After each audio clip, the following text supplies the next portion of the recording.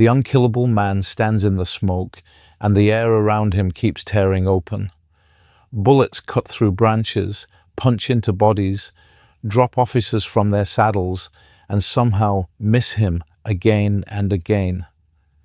2 horses collapse beneath his weight, shot out from under him, their legs folding as if the ground itself has given up.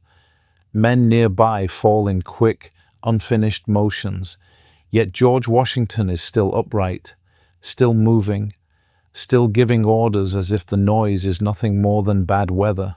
It's hard to imagine what it felt like to notice, later, the holes in his coat and not in his skin. Throughout the war, Washington is shot at constantly. Officers around him die in clusters. Messengers don't make it back. Cannonballs tear through lines where he stood moments earlier. This reputation doesn't come from bravado alone. It grows slowly, whispered by soldiers who are already tired and frightened, soldiers who start to believe that if this man can't be killed, maybe the cause itself has a chance. Not a certainty, just a chance. Everyone hears history a little differently. Some focus on the man, others on the moments that shaped him. If something about this story lingered in your mind, feel free to leave a thought below. He doesn't know, standing there, that people will later call him unkillable. In the moment, he is just managing chaos, reacting faster than fear can settle. There's no heroic music, no clear sense of destiny, only noise, smoke, the smell of powder, and the strange clarity that sometimes appears when everything else falls apart. This moment still makes us wonder whether survival is skill, luck, or something harder to name. Washington's relationship with danger didn't begin here. Long before independence had a name, he learned how easily plans collapse. As a young officer on the frontier, he discovered that authority means little when terrain, weather, and human error conspire against you. Orders written in calm rooms dissolve in forests and ravines. He made mistakes early, public ones, and the embarrassment stayed with him. That memory never fully left. It shaped how he listened later, how he hesitated, how he learned to wait. By the time the colonies start whispering about resistance, Washington already carries a private ledger of failures and lessons. He has seen imperial power up close, and he has felt its indifference. He has also tasted recognition, and wants it again, though he rarely admits that part even to himself. There is a tension inside him that never quite resolves, a desire for honor, paired with a fear of being exposed as inadequate. Perhaps that tension keeps him alive.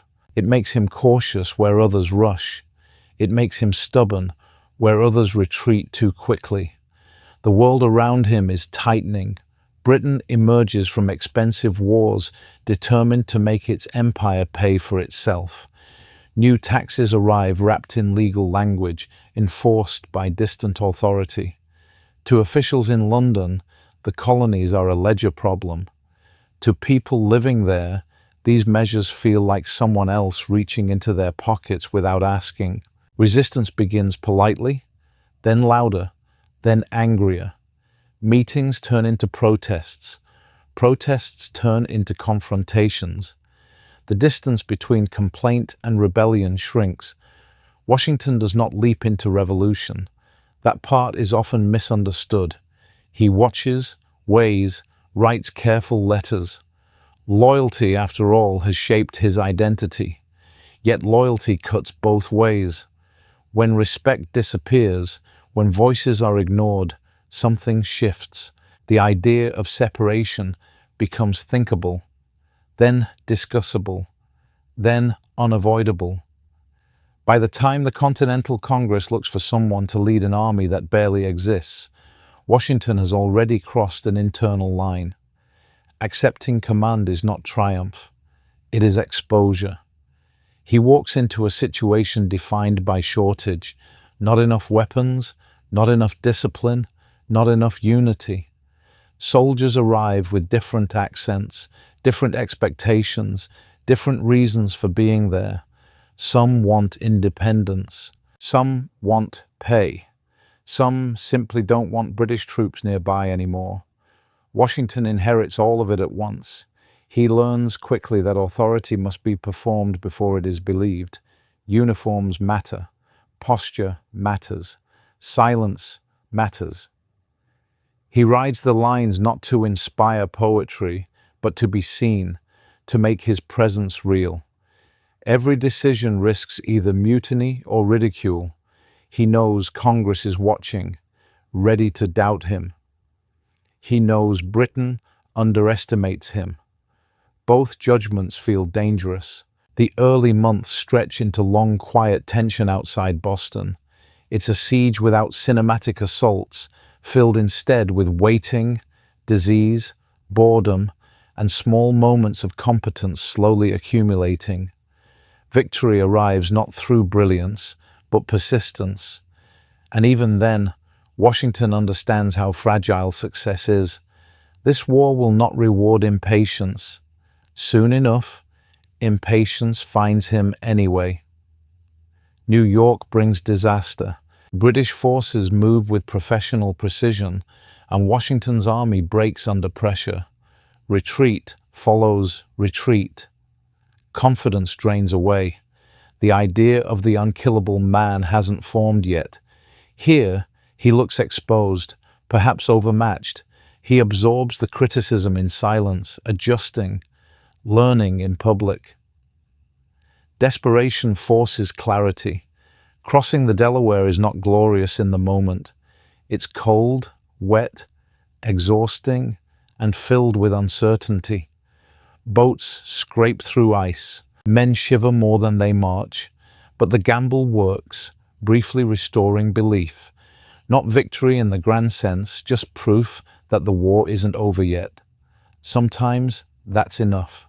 Winter becomes an enemy that doesn't negotiate.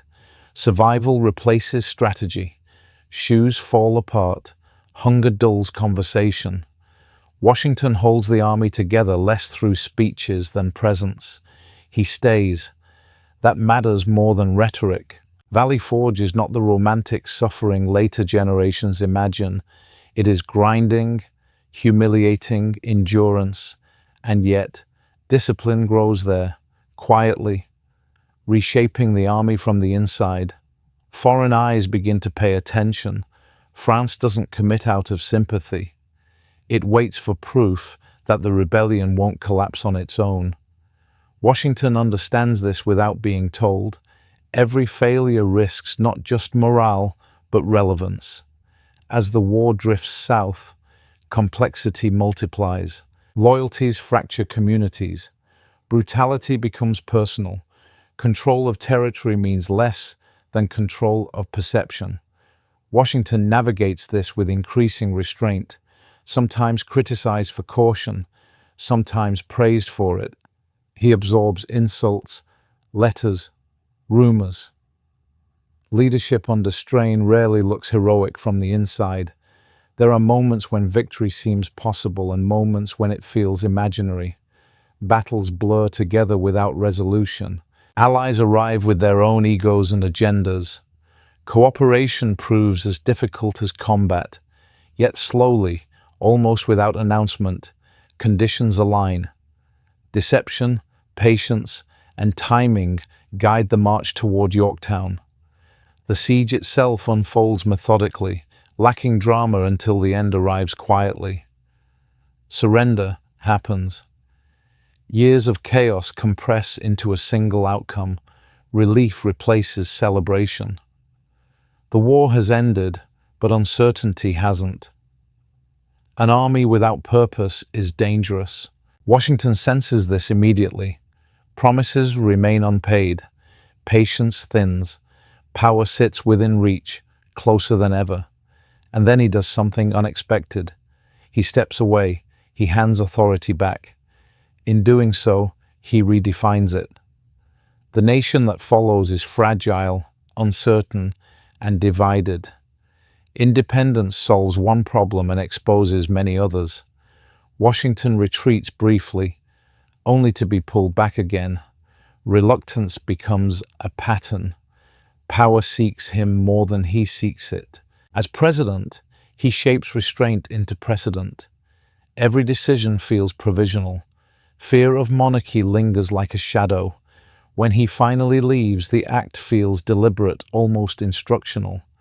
The image of the unkillable man remains, but the truth is quieter. Survival, leadership, chance, and endurance blur together. History does not resolve them neatly. It simply leaves us with questions that never fully settle, lingering softly, long after the smoke clears. Long before anyone calls him unkillable, George Washington learns how easily a young officer can be broken by forces he doesn't control. The frontier doesn't care about ambition. It doesn't care about rank. It doesn't care how carefully orders are written. It answers only to terrain, weather, distance, and human error. And it answers harshly. He is barely in his 20s when responsibility arrives too early. The British Empire is expanding its reach westward, colliding with French interest and native nations who already understand the land far better than any European map ever could. Washington is sent into this uncertain space with vague instructions and enormous expectations. What follows is confusion layered on top of inexperience. Messages are misunderstood. Allies drift away.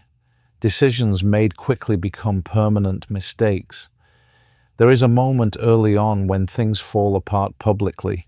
A small fort badly placed, a clash that escalates faster than intended, a surrender signed in a language he barely understands, containing admissions he never meant to make.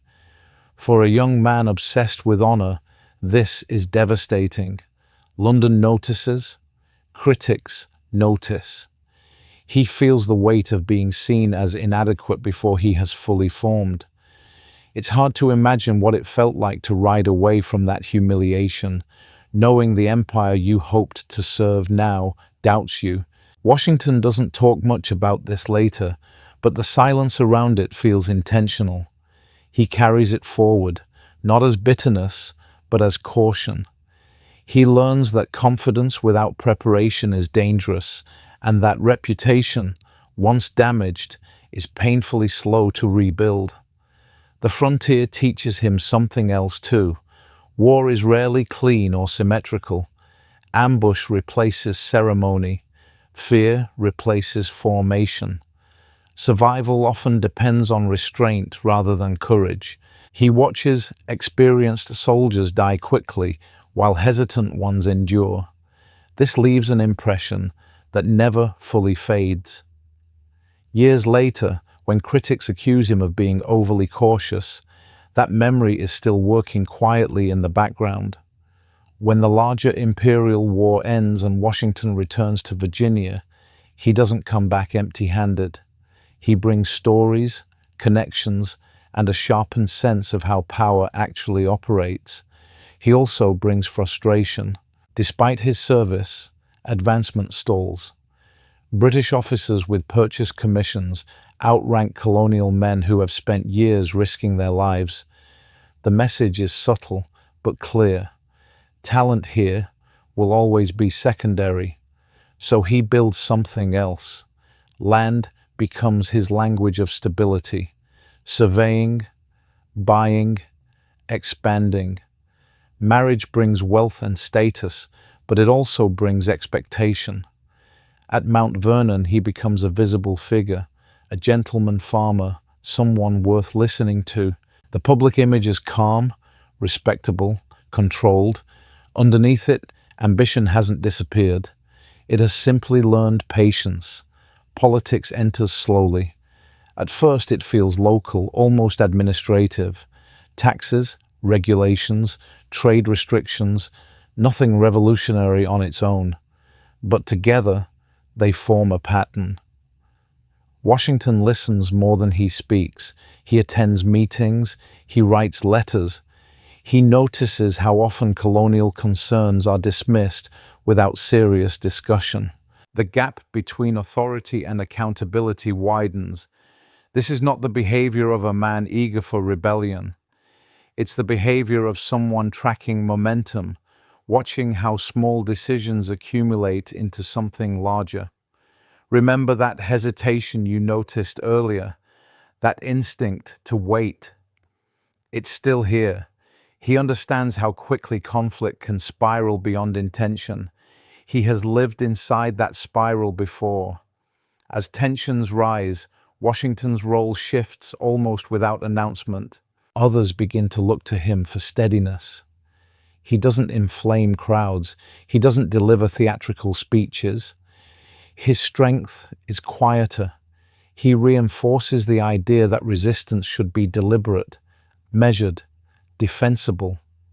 Even then, he likely doesn't know how far things will go. Few people do. When violence finally breaks out in earnest, the transition feels abrupt. One moment, protest dominates conversation. The next, men are drilling, arming, choosing sides. Washington's past suddenly matters in a new way. Experience that once seemed embarrassing now looks valuable. He understands logistics. He understands failure.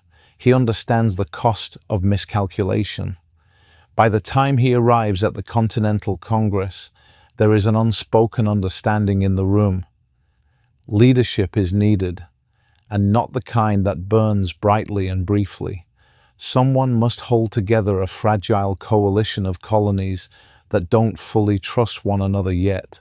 Someone must accept scrutiny without collapsing under it. Washington fits that need, almost accidentally. Accepting command does not feel like destiny. It feels like exposure all over again. He knows how much can go wrong. He also knows that refusing would signal doubt at the worst possible moment. So he accepts, carefully, publicly, with visible restraint. He even refuses pay, asking only expenses, a gesture that signals intent more than sacrifice. The army he inherits is not really an army. It is a collection of men with mismatched weapons, short enlistments, and conflicting motivations. Discipline is inconsistent. Supplies are unreliable. Authority is theoretical. Washington steps into this chaos knowing that early mistakes will follow him for the rest of the war. He responds the only way he knows how. Slowly. He emphasizes order, appearance, routine. Some see this as vanity. Others see it as necessity. An army, he understands, must believe in itself before it can be believed by anyone else. Even posture can become a weapon when confidence is scarce. There are nights when doubt sits heavier than command. He writes letters that never quite say what he's feeling. He wonders whether his past failures are about to repeat themselves on a larger stage. That old frontier embarrassment hasn't vanished. It has simply grown quieter, sharper, more useful. As the war begins in earnest, Washington is no longer just reacting. He is managing uncertainty as a permanent condition. He cannot win quickly. He can only avoid losing completely. That realization reshapes everything that follows, and somewhere beneath the uniform, beneath the authority, the young officer who once signed the wrong document in a foreign language is still present, reminding him what happens when confidence outruns caution. The lesson doesn't shout. It waits. Before the war truly pulls him away, George Washington lives a life that looks settled from the outside. Mount Vernon is quiet. The river moves slowly. The land stretches wide and familiar. Days follow a rhythm shaped by seasons, not gunfire. He wakes early, reviews accounts, walks the fields, speaks with overseers, hosts guests. To many observers, this is the image of arrival, a man who has found his place. But comfort never fully reaches him. Land means more to Washington than income. It means proof. Proof that he belongs among Virginia's elite. Proof that earlier failures did not define him. Proof that patience can eventually turn into standing. He studies soil, boundaries, and yields with the same seriousness others give to politics. Every new tract feels like a small correction to the past, a way to anchor himself in something solid after years of uncertainty. Marriage strengthens this image. Martha brings wealth, respectability, and instant social elevation. Together, they form a household people notice. Washington learns how to move within that world, how to speak carefully, how to listen more than he talks, how to hold emotion in check. This restraint is not fake, but it is practiced. He knows how quickly reputation can be lost. He has lived that lesson already. Yet even in this stable life, ambition stays close. He notices who is promoted and who is ignored. He notices how British officers still outrank colonial men almost automatically. He notices how decisions affecting Virginia are made far away by people who will never see the land or meet the people living on it. The message is quiet but consistent. Respect flows one way. Politics enters his life slowly. At first, it feels local and practical. Roads, courts, routine disputes. These roles teach him something important. Power rarely arrives loudly. It moves through habits, procedures, and small decisions repeated over time. Long before anyone calls it oppression, it simply feels dismissive. As British policies tighten, Washington listens carefully. Taxes arrive with explanations that sound reasonable but feel distant. Rules multiply. Enforcement grows sharper. He does not rush to anger. He does not speak in absolutes. But patience thins when dialogue stops feeling real.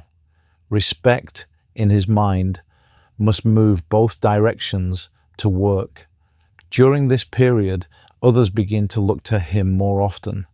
His opinion carries weight, not because he is loud, but because he is steady. When he speaks, people sense he has thought things through. He doesn't promise certainty. He offers balance. That reliability becomes its own kind of authority. At the same time, Washington is deeply aware of how fragile public image can be. One careless remark could undo years of careful restraint. So he chooses his words slowly. Some later describe him as distant, or in truth, distance is a shield. He learned early what exposure can cost. When resistance begins to take shape, Washington does not rush to lead it. He does not frame events as heroic or inevitable. He sees how easily conflict can spiral beyond control. He has seen it before. Still, something shifts. Loyalty without respect begins to feel hollow. The line between obedience and submission grows clearer. By the time the Continental Congress gathers, the atmosphere feels heavy. This is no longer theoretical. Events are moving faster than ideas can keep up. Washington arrives not as a firebrand, but as a stabilizing presence. His military experience, once a source of embarrassment, now looks useful. His restraint looks like strength. Choosing him as commander is as symbolic as it is practical. A Virginian leading forces centered in New England suggests unity, even if that unity is still fragile. Washington understands the message immediately. He dresses the part. He behaves the part. He knows that appearance matters when belief is still forming. Accepting command does not erase doubt. It concentrates it. He is suddenly responsible not just for strategy, but for morale, discipline, and trust. Well, the army he inherits is not really an army yet. Weapons are mismatched. Enlistments are short. Motivations vary. Authority exists mostly on paper. Washington starts with what he can control: order, routine, appearance. Some mock this focus, others find comfort in it. An army that looks like an army begins to believe it might act like one. Washington understands that belief can be as important as firepower. Privately, doubt never leaves him. He remembers early failures. He remembers signing the wrong document years before in a language he barely understood. That memory still speaks. It warns him against overconfidence. He listens. The result is a leader who hesitates before committing, who values survival over spectacle. As the colonies slide fully into war, Mount Vernon fades into the background. The life of fields and ledgers gives way to movement, uncertainty, and constant pressure. Washington is no longer managing land. He is managing risk, and slowly, almost quietly, the different parts of him align. The careful landowner, the cautious officer, the observer of power, not into certainty, but into resolve. It is not dramatic. It does not announce itself. It simply holds when pressure arrives. Power rarely arrives with noise. Most of the time, it tightens quietly, one small decision at a time. For George Washington, this change does not come as a sudden shock. It comes as a pattern he can no longer ignore. After Britain's long and expensive wars, especially the fight with France, the empire is tired and in debt. Officials in London begin looking across the ocean not with gratitude, but with calculation. The colonies are no longer seen as distant partners. They are seen as assets that need to pay their share. On paper, this sounds reasonable. In daily life, it feels different. New taxes appear, not crushing all at once, but steady, measured, carefully justified. Each one arrives with official explanations written in calm language. Parliament insists these policies are fair, legal, necessary. From thousands of miles away, they make sense. On the ground, they feel cold, distant, unresponsive. Washington pays attention. He reads the laws. He listens to debates. He does not explode in anger. He is not looking for conflict. But something bothers him deeply. The colonies are being taxed without real representation. Decisions are being enforced without meaningful conversation. Authority is acting, but not listening. At first, he hopes this is temporary. Empires, after all, are slow. Bureaucracies make mistakes. Reasonable voices will correct the course. But the pattern continues. More rules, more enforcement, less patience for disagreement. British officials begin treating resistance not as concern, but as disobedience. What unsettles Washington most is not just the money. It is the tone, the assumption, the quiet belief that colonists should comply because they are expected to, not because they have been persuaded. That assumption cuts against everything he believes about honor and mutual obligation. Meetings grow more tense. Conversations change. Where there was once debate, there is now frustration. Washington watches neighbors argue with neighbors. Merchants complain. Farmers worry. No one feels fully heard. And when people feel ignored long enough, they begin to speak louder. Protests begin cautiously. Boycotts, petitions, public statements written with respect and restraint. Washington supports these early efforts. They feel measured, responsible. He believes pressure, applied carefully, can restore balance. He still hopes Britain will listen. But Britain does not slow down. Instead, enforcement hardens. Troops are stationed closer. Authority becomes more visible, more physical. The presence of soldiers in colonial towns changes everything. Law is no longer an idea. It is boots on streets, muskets in view. Washington understands what that means. Once soldiers are used to enforce policy, compromise becomes harder. Pride enters the room. Backing down feels like weakness on both sides. Still, Washington avoids fiery language. He chooses his words carefully. He knows how quickly things can spin out of control. He has seen violence arrive uninvited before. He believes discipline matters, especially when emotions are running high. Others begin to notice his steadiness. When discussions grow heated, he lowers his voice instead of raising it. When people rush toward extremes, he asks them to slow down, not because he doubts their anger, but because he fears where it might lead. Yet even he begins to feel something shift inside. Loyalty to Britain has always been part of his identity. It shaped his early career. It gave him structure. But loyalty depends on respect, and respect is fading. The idea that colonists are simply subjects, not partners, begins to feel insulting, not just politically, but personally. Washington has spent his life earning his place. He does not accept being treated as secondary by default. When violence finally breaks out in Massachusetts, it feels sudden and inevitable at the same time. Shots fired, men dead, lines crossed. Washington receives the news quietly. There is no celebration, no excitement. Only the heavy understanding that words alone are no longer enough. This is the moment when many people rush forward emotionally. Washington does not. He pauses. He thinks. He understands that once war begins, it cannot be carefully controlled. It will move faster than intention. It will punish mistakes severely. The Continental Congress gathers under this weight. Delegates arrive carrying fear, anger, and uncertainty. They argue. They disagree. They worry about unity even as they speak of resistance. Everyone knows the risks. No one knows how to avoid them. Washington attends not as a radical, but as a man shaped by consequence. He understands war not as a theory, but as a lived experience. That makes his presence different.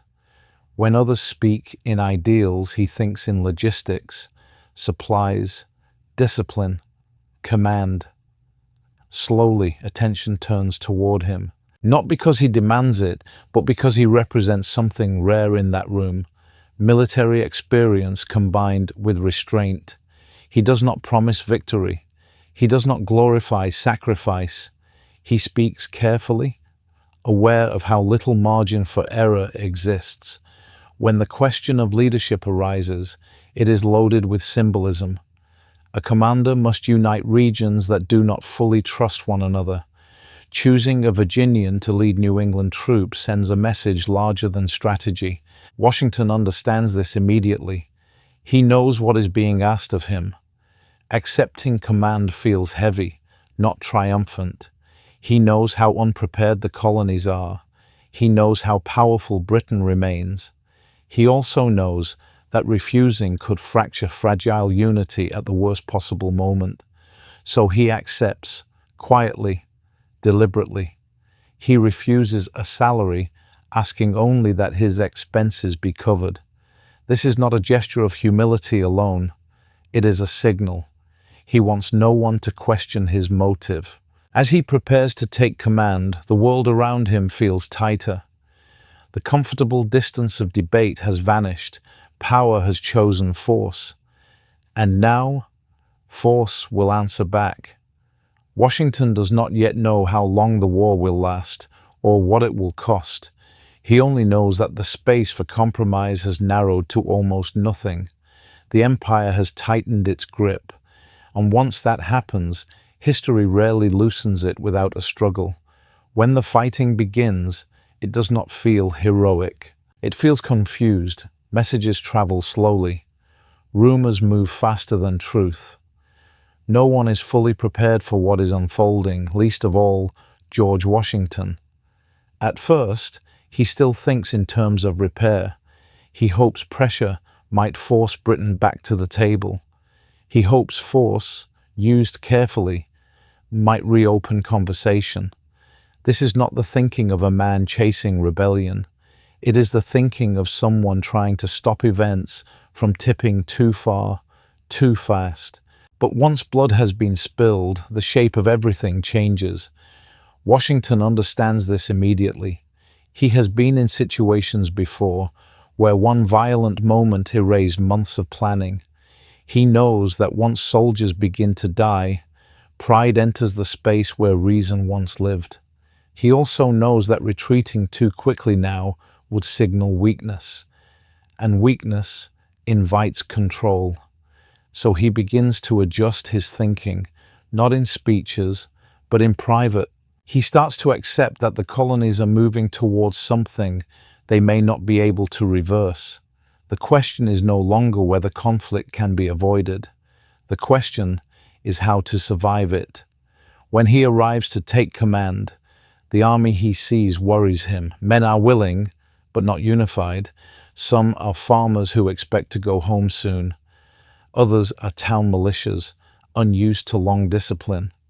Supplies are inconsistent. Weapons vary wildly. Authority exists mostly because people agree to respect it. Washington does not scold them. He does not pretend they are ready. He simply begins working with what is there. He listens first. He asks questions. He observes how officers speak to their men, how men respond under pressure. He notices where pride interferes with coordination. He notices how quickly confidence collapses when things go wrong. This is where his earlier life matters. He knows how fragile organization can be. He knows that shouting rarely fixes confusion. Instead, he focuses on order, clear roles, consistent routines, small improvements repeated daily. To some, this looks slow. Critics want bold action. They want visible victories to prove the cause is real. Washington understands the desire, but he fears the cost. He knows that one disastrous defeat could end everything before it truly begins. So he chooses caution, even when it is unpopular. He begins drilling the men more seriously, not to make them impressive, but to make them predictable. In battle, predictability saves lives. He enforces discipline unevenly at first, learning where to bend and where not to. Too much strictness could break morale. Too little would invite chaos. He also learns quickly that command is not just about giving orders. It is about absorbing blame. When mistakes happen, and they happen often, he takes responsibility publicly, even when he is privately frustrated. This earns him quiet loyalty. Inside, doubt remains. He wonders whether he is equal to the task. He knows Britain's army is experienced, trained, confident. He knows his own men are none of those things yet. The gap feels enormous. Still, he stays visible. He rides among the troops. He speaks plainly. He avoids exaggeration. He does not promise easy success. Instead, he promises effort and honesty. That matters more than optimism. There are moments when fear presses close. Letters arrive criticizing his decisions. Congress watches carefully. Some question whether he is too hesitant, too conservative. Washington reads these letters slowly. He does not respond emotionally. He adjusts where adjustment is necessary. He ignores what would only distract. This period shapes him deeply. He learns that leadership often means standing between impatience and collapse. He learns that saying no can be harder than ordering an advance. He learns that survival itself can be a strategy. As the colonies move further into open war, Washington's inner shift completes itself. He no longer thinks in terms of protest or repair. He thinks in terms of endurance. If the army can stay intact, the cause can stay alive. If the army collapses, nothing else matters. This does not make him fearless. It makes him focused. He understands now that the war will not be decided quickly. It will stretch, exhaust, and test everyone involved. The colonies do not need a general who wins every battle. They need one who avoids losing everything. That realization settles quietly inside him. No speeches announce it. No one applauds. It simply becomes the lens through which he sees every decision from here on. And with that shift, Washington steps fully into a role he never chased but can no longer avoid. Not a symbol of rebellion, but the careful guardian of a fragile, uncertain cause. When George Washington takes full command, unity exists mostly in name. On paper, the colonies are fighting together. In reality, they are a collection of regions with different habits, fears, and expectations. New England soldiers see the war one way. Southern leaders see it another. Washington stands in the middle, trying to hold these pieces together without pulling them too tight. His appointment itself is symbolic. A Virginian leading an army centered around New England is meant to send a message. This is not one colony's war. Washington understands that symbolism matters, especially early on, when belief is fragile. He dresses carefully, behaves formally, and carries himself with visible restraint, not because he enjoys ceremony, but because ceremony creates structure when structure is lacking. The army he inherits is difficult to manage. Enlistments are short. Men expect to serve briefly and then return home. Supplies arrive late or not at all. Pay is uncertain. Discipline varies from unit to unit. Washington quickly realizes that commanding this force will require persuasion as much as authority. Boston becomes his first major test. British troops are dug in. American forces surround them, but lack the strength to attack directly. The situation drags on. Weeks pass, then months. Soldiers grow restless. Officers argue. Everyone wants movement. Everyone wants proof that the war is worth the effort. Washington chooses patience. This frustrates many people. They want action. They want a clear battle. Washington sees something else. He sees that his army is not ready for a direct confrontation. He knows that losing early in a dramatic way could shatter confidence beyond repair. So he waits, even as criticism grows. During this long standoff, he focuses on discipline and logistics. He works to standardize drills. He pushes for better organization. He pressures Congress for supplies, often receiving promises instead of results. He learns that commanding an army also means managing politics from a distance. There are moments when he doubts this approach himself. It's hard to keep men motivated without visible success. It's hard to explain patience to soldiers who are cold, bored, and far from home. Washington walks the camps often. He listens. He reassures without lying. He knows that empty optimism breaks trust quickly. When victory finally comes in Boston, it is quiet. British forces withdraw rather than fight. No dramatic clash, no great charge, just an evacuation. Some see this as anticlimactic. Washington sees it as proof that endurance can work. The army held, the cause survived. But relief does not last long. The war shifts south, and New York becomes the next focus. Here, Washington faces a different reality. British forces arrive in overwhelming strength.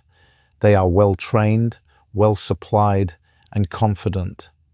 Washington's army, though improved, is still fragile. The battles that follow are chaotic. Plans fall apart quickly. Positions are lost. Retreat becomes necessary. Again and again, Washington orders withdrawals to save his army. Each retreat hurts morale. Each retreat fuels criticism. Some begin to question whether he knows how to win at all. Washington feels the weight of this deeply. He knows how these moments will be remembered if the war fails. Retreat looks like weakness, but destruction would be final. He chooses survival, even when it costs reputation. This period teaches him a painful lesson. Leadership is often misunderstood in real time. Decisions made to prevent disaster rarely look heroic. They look hesitant. They look defensive. Washington learns to accept that judgment may not be kind while events are unfolding. He also learns how close collapse can be. Men desert, supplies run out, confidence fades. At times, the army feels like it is dissolving one step at a time. Washington responds by staying present. He rides among the troops. He speaks calmly. He refuses to let panic guide decisions. There are moments when he could have risked everything on one bold action.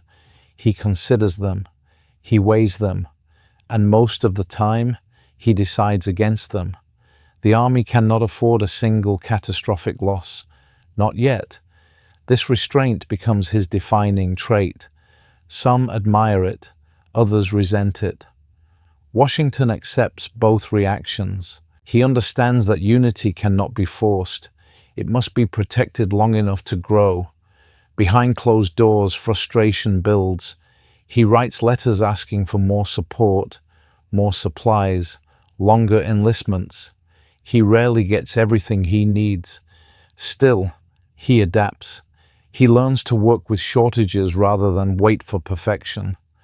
As the year closes, the army is battered but alive. That alone feels like an achievement. Washington has not won a decisive battle, but he has kept the revolution breathing.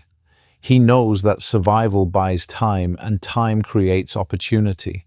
The idea of the unkillable man has not fully formed yet, but something close begins to appear. Soldiers notice that he remains when things go badly, that he does not disappear when plans fail, that he absorbs blame instead of deflecting it. Trust grows slowly, not through speeches, but through consistency. Washington does not know how long this war will last. He does not know whether patience will be rewarded. He only knows that giving in to panic would end everything.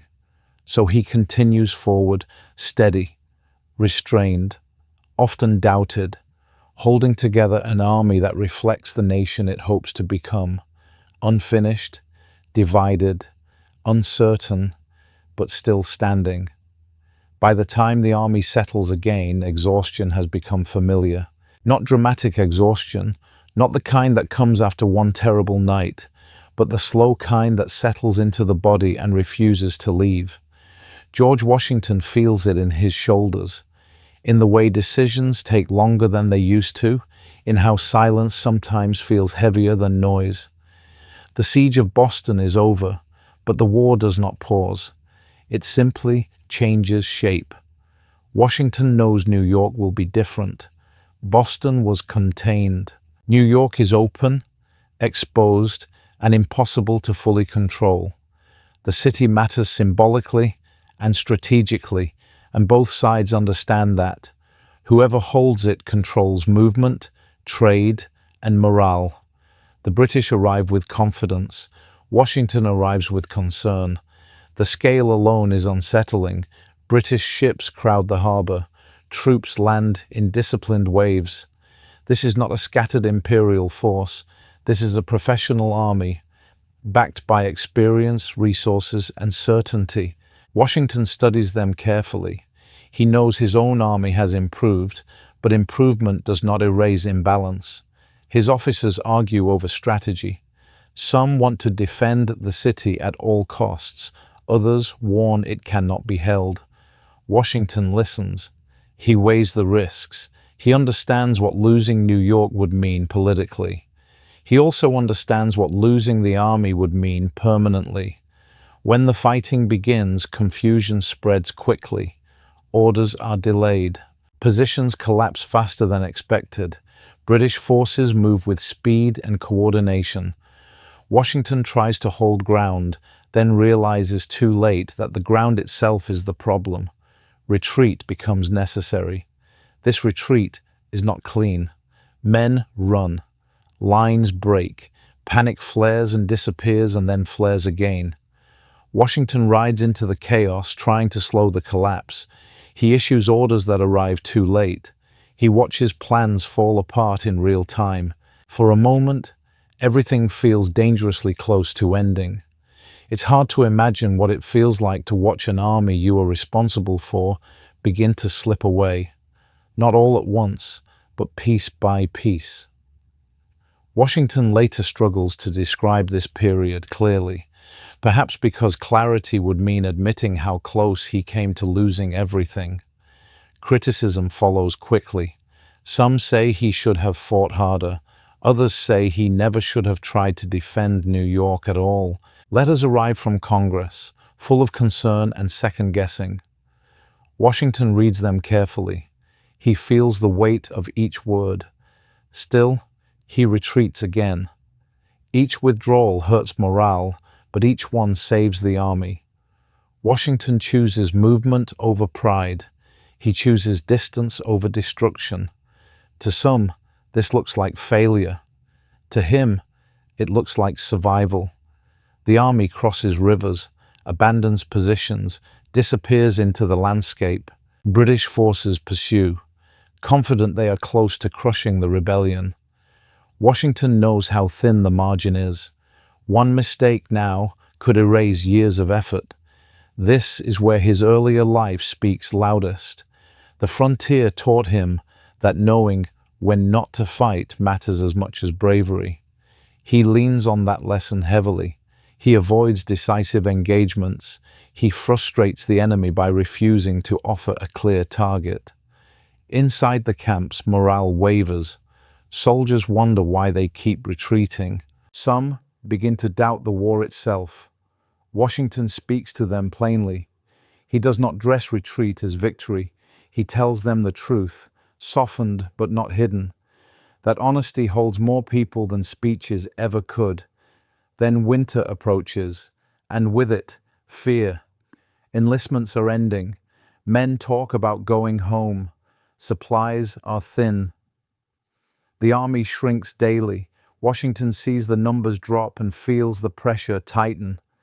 If the army dissolves now, there will be nothing left to rebuild. This is when he considers something risky. Crossing the Delaware is not an act of confidence, it is an act of necessity. Washington understands the danger. Cold water, ice, darkness, tired men. But he also understands momentum. If nothing changes, the war will simply fade away. The night is brutal. Boats move slowly through ice-choked water. Men shiver in silence.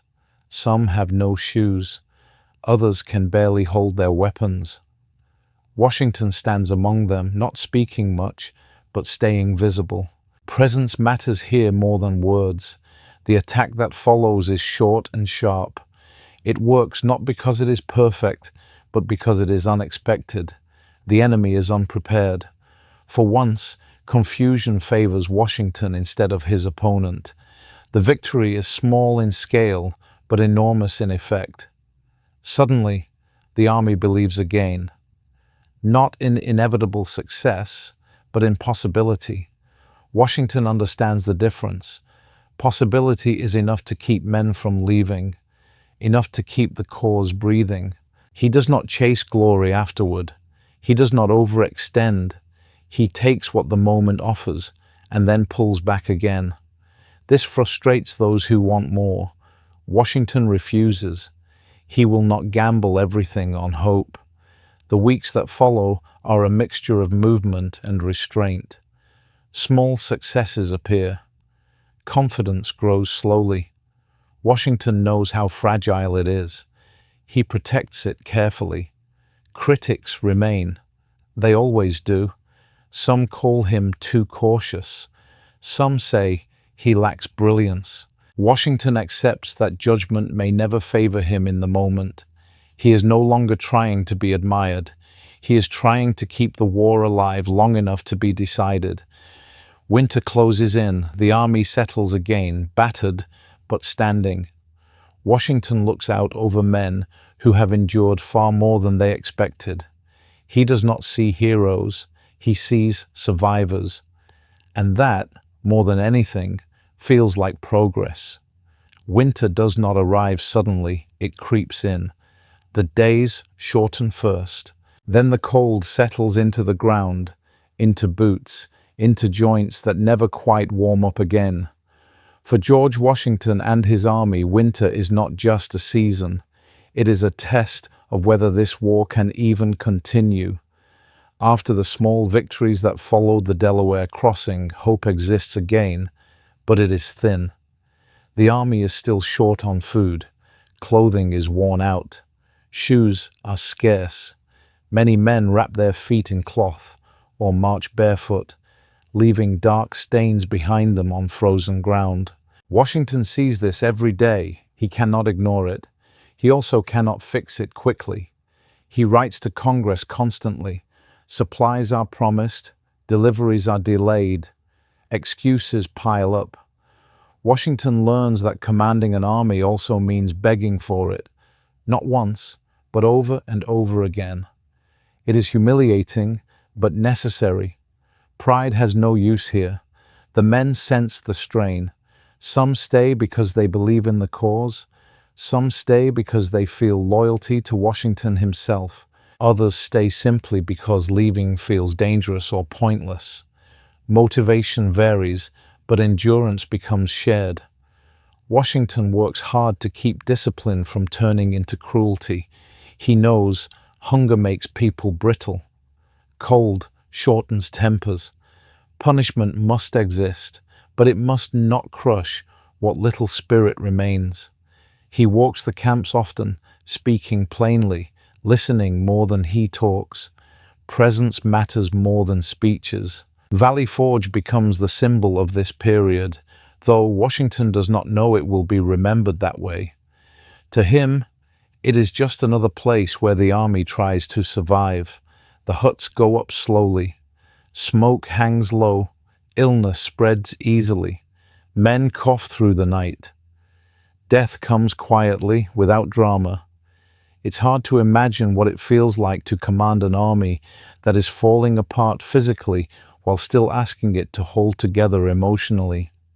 Washington feels that tension every day. He knows desertion is always close.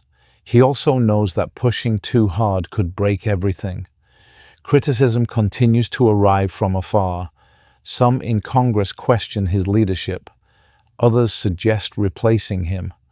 Washington is aware of these conversations.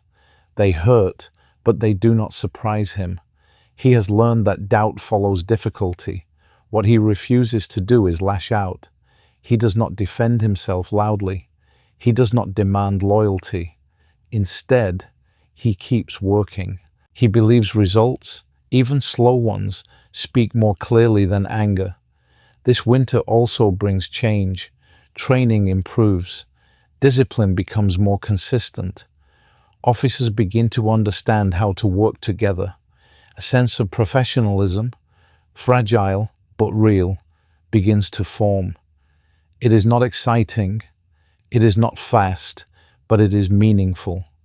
Washington understands that armies are not built in moments of victory. They are built in moments of exhaustion. This is where habits form. This is where trust either deepens or disappears. He chooses to stay close, to be seen, to share the discomfort rather than rise above it. Foreign observers are watching. France, especially, is paying attention, not out of sympathy, but interest. They want to know whether this rebellion can survive its own weakness. Washington understands this, even if no one says it out loud. Endurance is being measured. As winter drags on, morale shifts slowly. Men who endure together begin to bond. Complaints soften. Routine settles in. Washington notices the change, not in cheers but in posture. Men stand a little straighter. Officers argue less. Spring does not bring instant relief. Supplies remain uneven. Problems persist. But something important has happened. The army has not collapsed. Against expectation, against comfort, against logic, it has held. Washington knows this matters more than any single battle. An army that can survive this can survive almost anything. When the thaw finally comes, movement returns. The war shifts again. British forces reposition. Strategy evolves. The fight is far from over. But Washington looks at his men and sees something new. Not confidence, exactly. Something quieter. Resilience. He does not celebrate. He does not speak in grand terms. He simply prepares for what comes next.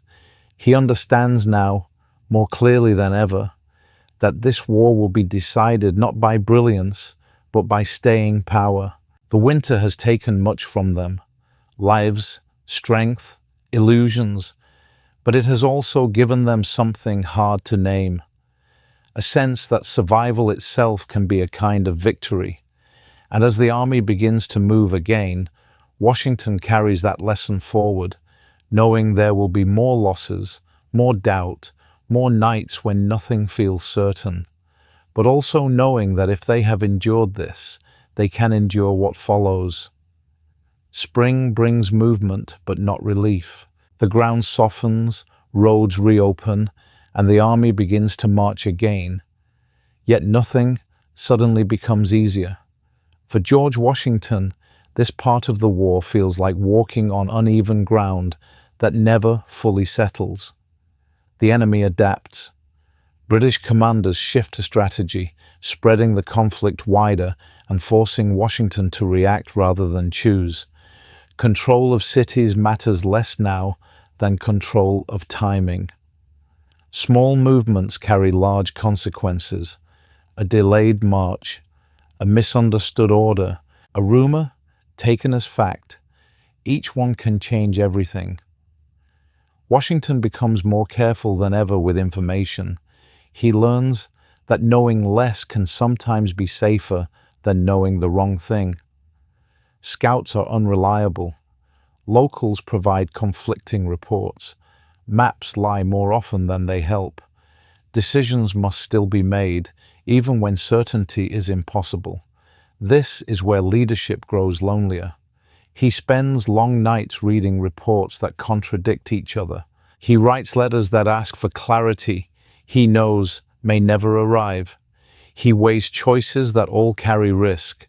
Advance too far, and the army may be trapped. Hold back too long, and morale may drain away again. The war now stretches beyond simple lines. Loyalists and rebels live side by side. Neighbors stop speaking. Families divide quietly. Violence becomes personal in places Washington never fully sees. He knows it is happening. He also knows he cannot control all of it. Criticism does not fade. Some officers question his caution. Others believe he should strike harder while opportunity exists. Washington listens, he considers. He does not dismiss these voices, but he does not surrender judgment to them either.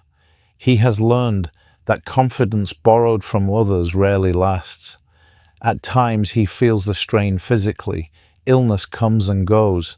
Fatigue sits behind his eyes. He hides it as best he can. A commander cannot afford to look unsure, even when uncertainty is constant. Still, moments of progress appear. The army moves more cleanly now. Orders are followed more consistently. Training done during the winter begins to show. These changes are subtle, easy to overlook, but Washington notices them immediately. He knows how long they took to build. The enemy notices too. British forces begin treating the Continental Army with more caution. Not fear, exactly, but respect. Engagements become more measured. Washington understands what this means. The war is no longer assumed to be short. That shift alone changes everything. France watches closely. Diplomacy moves quietly behind the scenes. Washington is aware that foreign support depends on perception as much as performance. Every defeat risks discouraging allies who have not yet fully committed. Every survival keeps the door open a little longer. This knowledge adds pressure. He is no longer fighting only for ground or morale, but for belief abroad. The burden grows heavier, but also clearer. His role is not to dazzle, it is to endure in public. There are days when nothing seems to happen. Long stretches of waiting, repositioning, holding ground without advancing. These moments rarely make history books, but they define the lived experience of the war. Washington accepts them. He understands that not losing can be progress. Then, unexpectedly, opportunity returns. Enemy units become stretched. Coordination falters. Small openings appear. Washington does not rush. He tests the space carefully. When he moves, it is controlled, limited, designed to gain confidence rather than gamble it. These actions do not end the war. They do something quieter. They convince soldiers that improvement is real, that discipline matters, that effort accumulates. Washington sees morale lift in small ways. Men complain less openly. Officers coordinate more smoothly. The army still struggles, but it struggles together. That difference matters more than victory counts. Privately, Washington remains guarded. He knows how quickly momentum can reverse. He has seen hope collapse before. He does not allow himself to believe the hardest part is over. Instead, he prepares for continuation. More marches, more letters, more waiting, more decisions made with incomplete knowledge. This is the rhythm now. As summer settles in, the war feels less like a single story and more like a collection of pressures pushing from all sides. Washington stands in the center of it, not controlling everything, but holding what he can. He no longer measures success by territory gained. He measures it by what remains intact: the army, the cause, the fragile sense that this struggle still has a future. And for now, that is enough to keep moving forward. As the war drags on, George Washington learns that survival alone is no longer enough. The army is still standing, yes, but standing still for too long carries its own danger. Men grow tired of waiting. Confidence fades quietly when nothing seems to change. Winter has passed, spring has come and gone, and now summer presses down with heat and dust. Camps smell of sweat, smoke, and worn fabric. Flies gather, tempers shorten. Washington notices these things because they affect how men think. An uncomfortable army is an impatient army. Enlistments are ending again. This problem never fully goes away. Soldiers who signed on for months now question why they should stay longer. Some feel they have already done their part. Others simply miss home. Washington understands them. He does not see cowardice in this. He sees human limits. Still, limits do not stop wars. He writes to Congress again, asking for longer commitments, better pay, more reliable support. The replies are slow. Promises arrive, but supplies lag behind. Washington begins to accept a hard truth. No one is fully in control of this war. Not Congress, not the generals. Events move faster than systems. This uncertainty breeds tension among officers. Arguments break out over rank, authority, and recognition. Washington spends more time mediating than commanding. He listens, settles disputes, and tries to prevent pride from tearing the army apart from the inside. Leadership, he realizes, is often invisible work. There are moments when he feels isolated, surrounded by people, yet carrying decisions no one else can make. At night, he rereads reports by candlelight, knowing that every option carries risk. Advance and lose men. Hold back and lose momentum. Either way, someone will question his choice. He begins to rely more on a small circle of trusted officers, not because they are always right, but because they are honest. Disagreement matters less than sincerity. He has no patience now for flattery or ambition that outruns judgment. The war itself grows messier. Skirmishes replace large battles. Movement replaces confrontation. Villages become contested spaces. Civilians suffer quietly. Washington knows this, but he cannot be everywhere. The weight of that knowledge settles heavily. There are days when nothing seems gained. Weeks pass without clear progress. Washington worries about perception, both at home and abroad. How long will people believe in a war that appears stuck? Then, almost unexpectedly, discipline shows its value again. Small engagements go better than before. Orders are followed. Retreats are organized instead of chaotic. Losses still happen, but collapse does not follow. Washington notices this immediately. He understands now that improvement rarely announces itself. It shows up in fewer mistakes, in steadier movement, in soldiers holding position under pressure instead of breaking.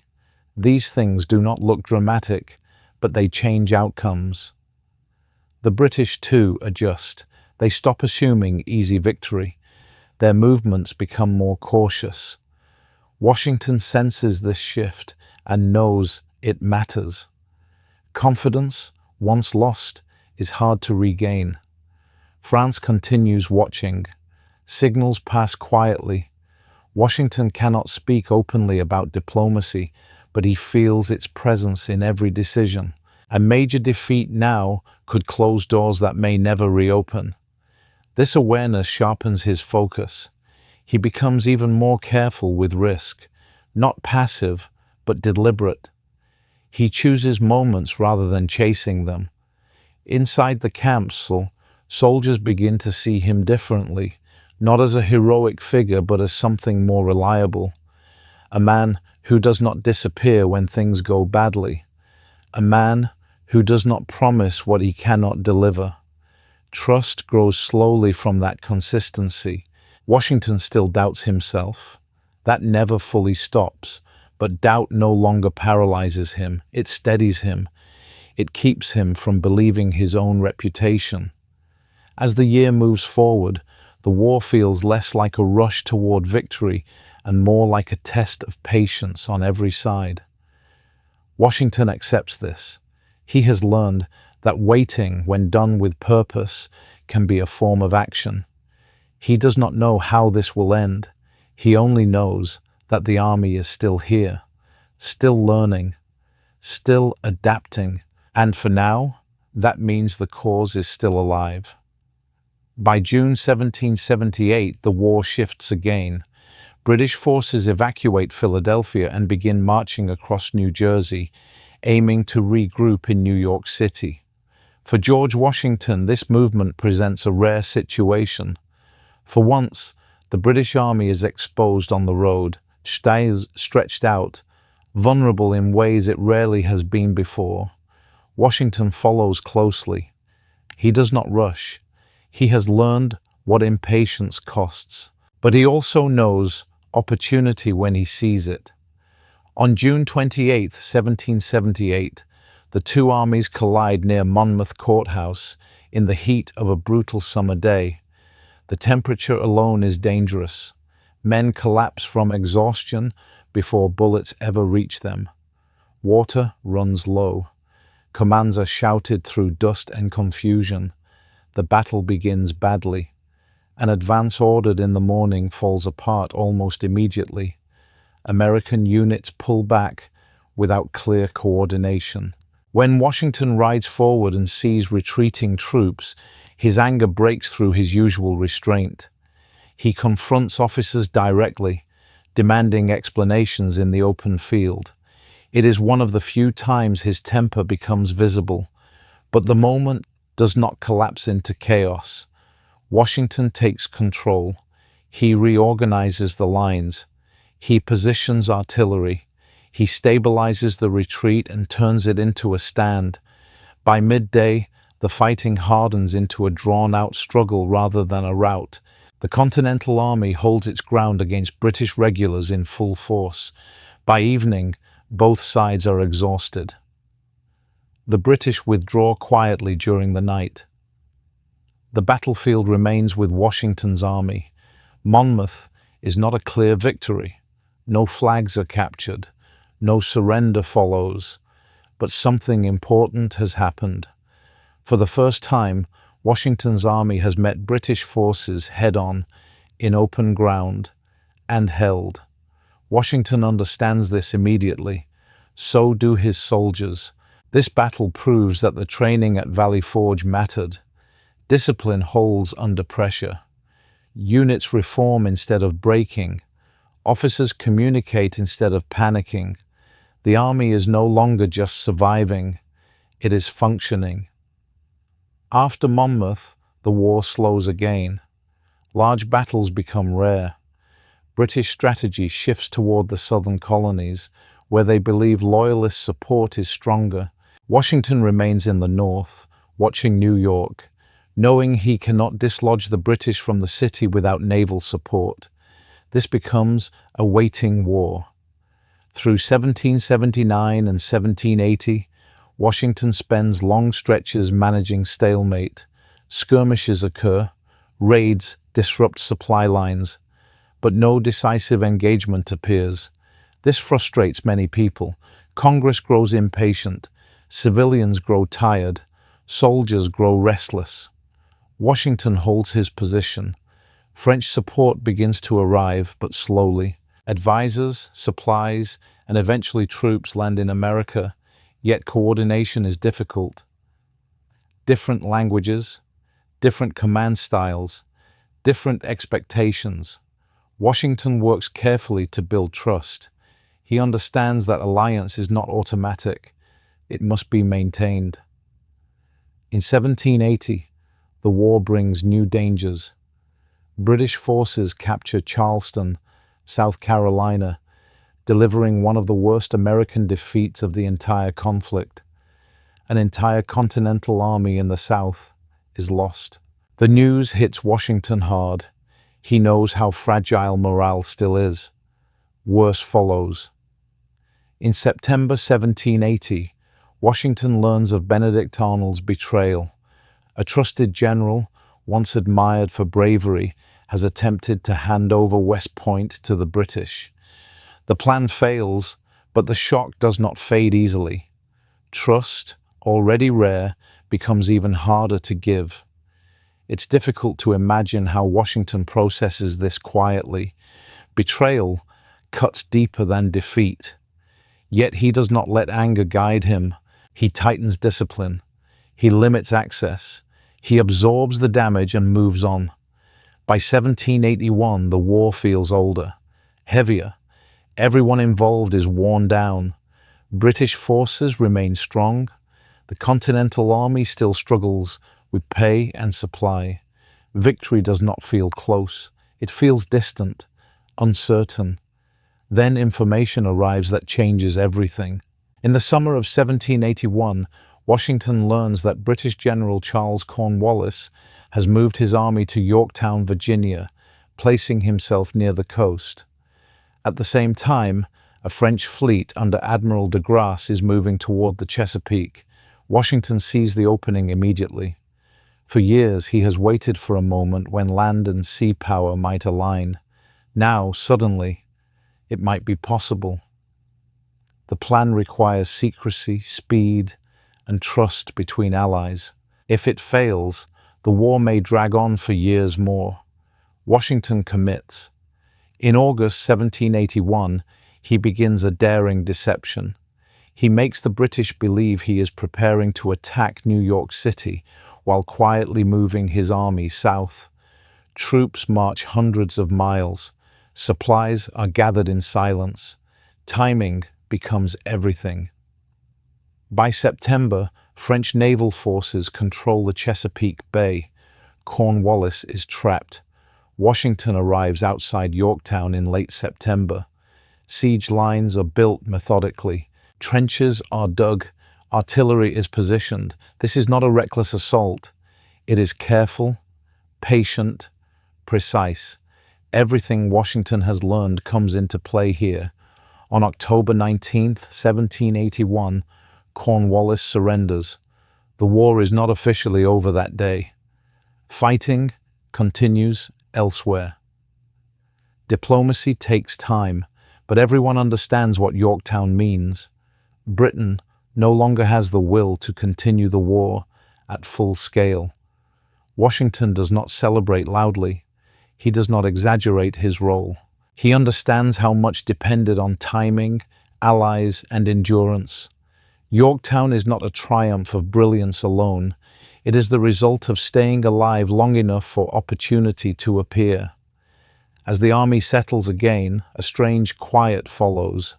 The fighting has slowed. The future remains uncertain. But the war's outcome is no longer in doubt.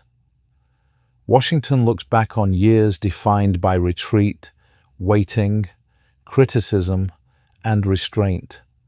None of it was glamorous. All of it was necessary.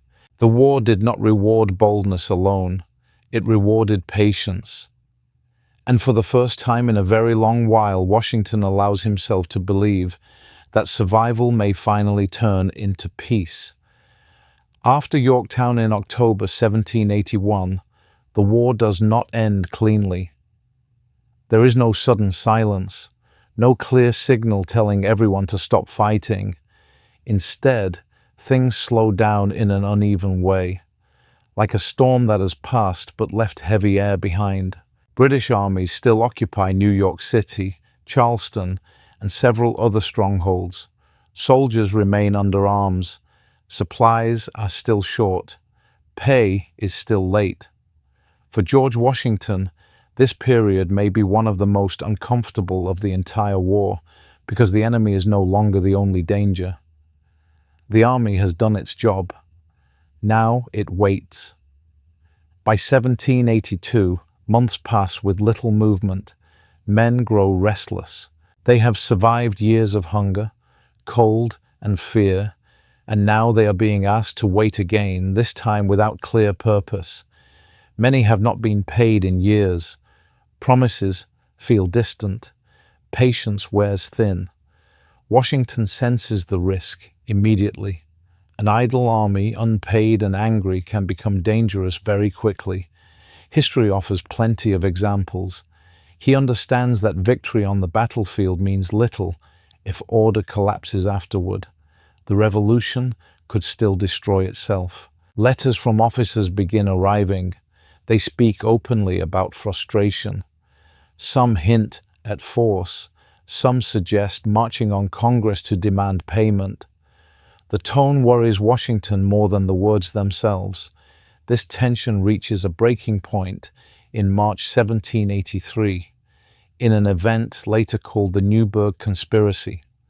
Officers gather and openly discuss challenging civilian authority. They feel betrayed.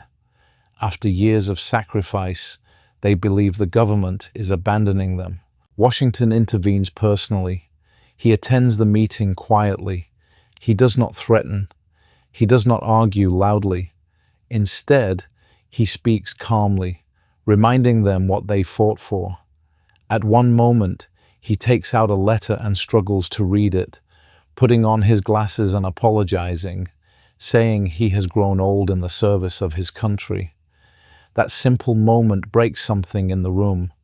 Men who had faced cannon fire without flinching feel their resolve soften. Anger gives way to shame. The idea of turning weapons inwards suddenly feels wrong. Washington does not win the argument by force. He wins it by restraint. This moment may be one of his greatest acts of leadership, though it happens far from any battlefield. Later that year, in September 1783, the Treaty of Paris is signed. Britain formally recognizes American independence. The war is officially over. Washington receives the news quietly. There are no grand celebrations in camp. Mostly, there is relief. Soldiers begin preparing to return home. Some have homes to return to, some do not. The army dissolves slowly, unevenly, like everything else in this war. On December 23, 1783, Washington travels to Annapolis, where Congress is meeting. There, he does something almost unheard of in history. He resigns his commission. He hands back his authority voluntarily. No one forces him. No law requires it. He simply believes it is the right thing to do. Power, once taken up, is given back. King George III reportedly hears of this and says that if Washington truly does this, he will be the greatest man in the world. Whether that quote is exact or not, the meaning is clear. History is watching. Washington returns to Mount Vernon believing his public life is finished. He wants peace. He wants quiet. He wants distance from command. But the nation he helped create is unstable. The Articles of Confederation prove too weak. States argue. Debts mount. Trade falters. There is no strong central authority. The same fear that haunted the war now appears in a new form: collapse without violence. By 1787, leaders begin calling for reform. Washington resists at first. He is tired. He believes others should step forward. But once again, reluctance draws attention instead of avoiding it. He attends the Constitutional Convention in Philadelphia and is unanimously chosen to preside. He speaks little. His presence alone gives legitimacy to the process. The Constitution that emerges is not perfect, but it is stronger than what came before.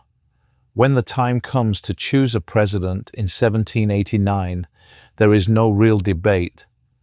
Washington is elected unanimously. He accepts, once more, not out of desire but out of obligation. As president, he moves carefully. Every action feels permanent. There are no examples to follow. Every decision sets precedent.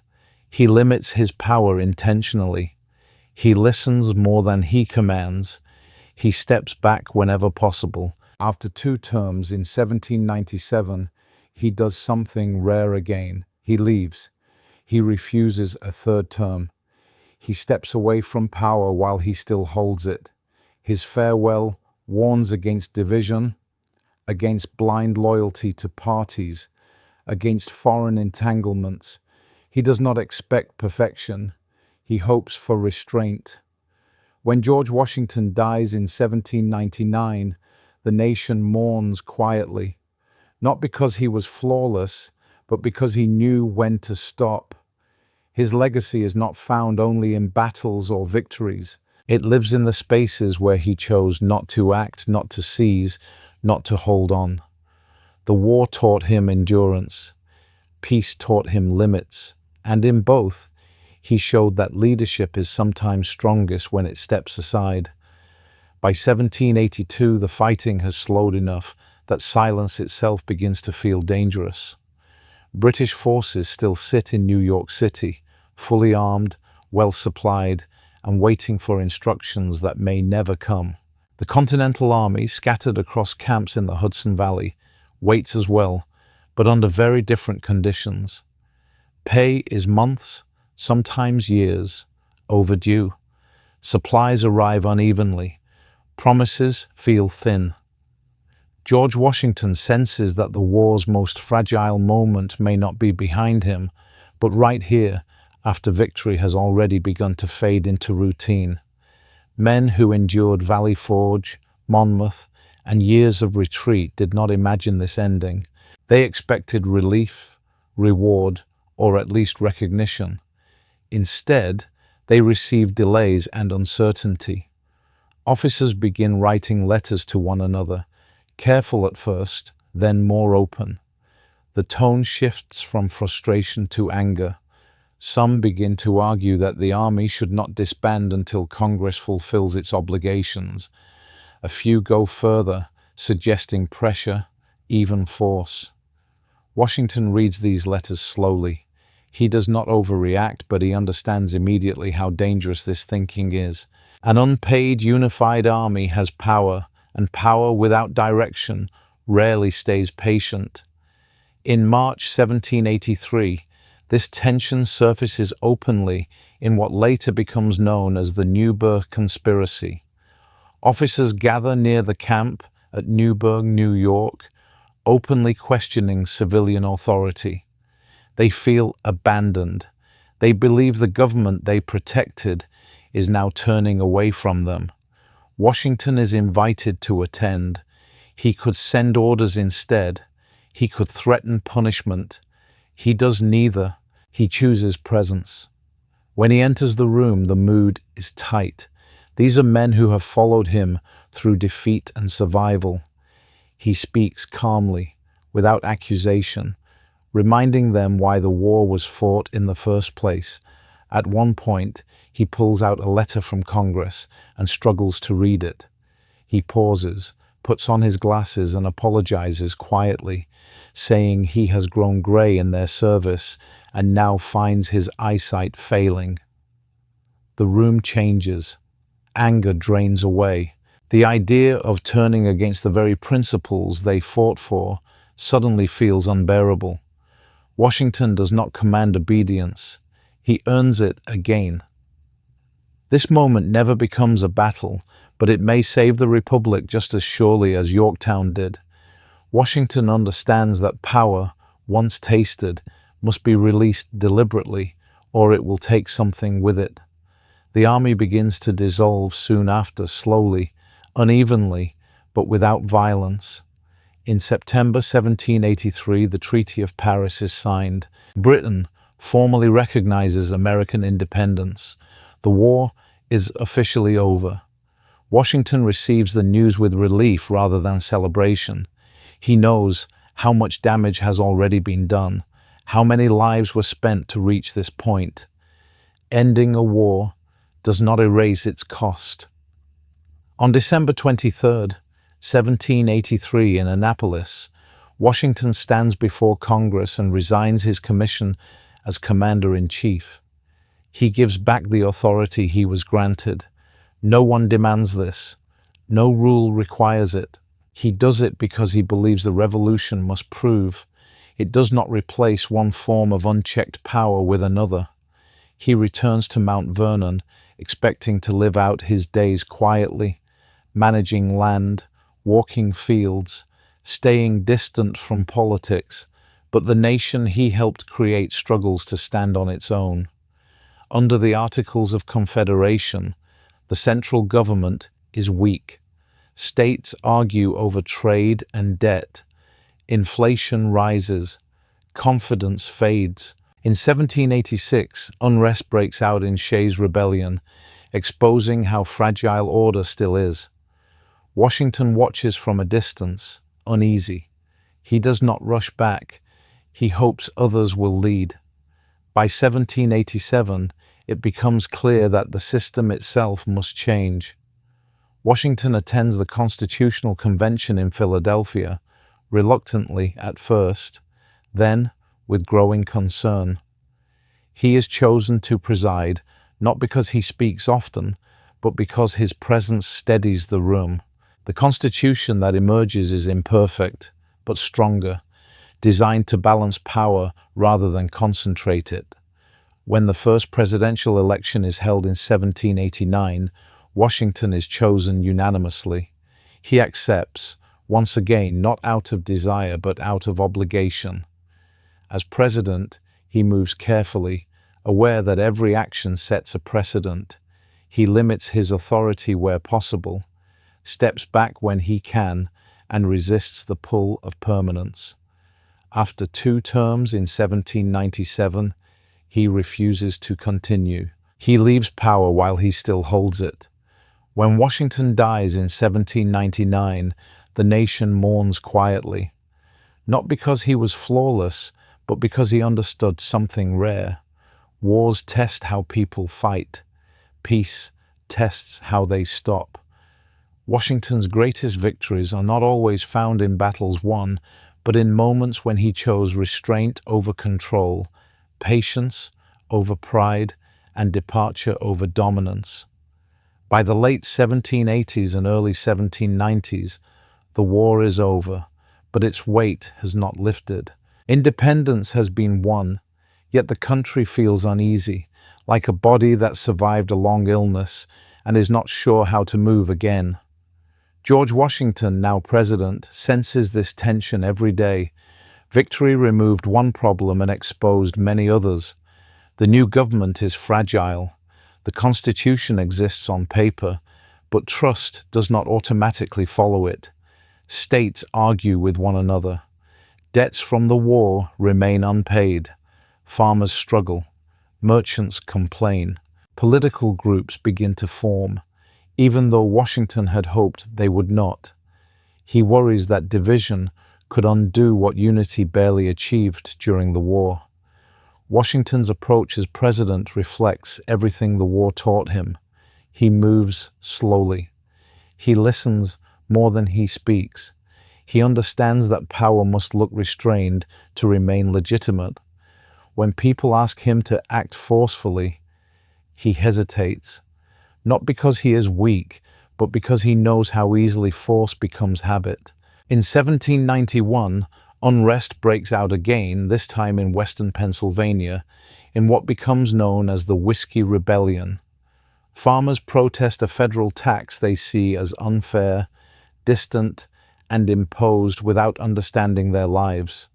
The situation echoes earlier colonial grievances, and Washington notices the irony immediately. The government he helped create now faces the same kind of anger once directed at Britain. This time, however, Washington chooses action. He raises a militia force and personally leads it part of the way west, not to punish, but to demonstrate authority under law. The rebellion collapses without major violence. The message is clear. The government will listen, but it will also hold.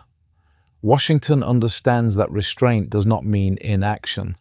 It means choosing carefully when to act. Foreign pressure grows as well. Britain and France drift toward war again, and both expect American loyalty. Washington refuses to give it. In 1793, he issues the Proclamation of Neutrality, believing the young nation cannot survive being pulled into another global conflict. This decision is unpopular on all sides. Some accuse him of weakness. Others accuse him of favoritism. Washington accepts the criticism. He has learned that pleasing everyone usually means protecting nothing. As political divisions harden, Washington grows more tired.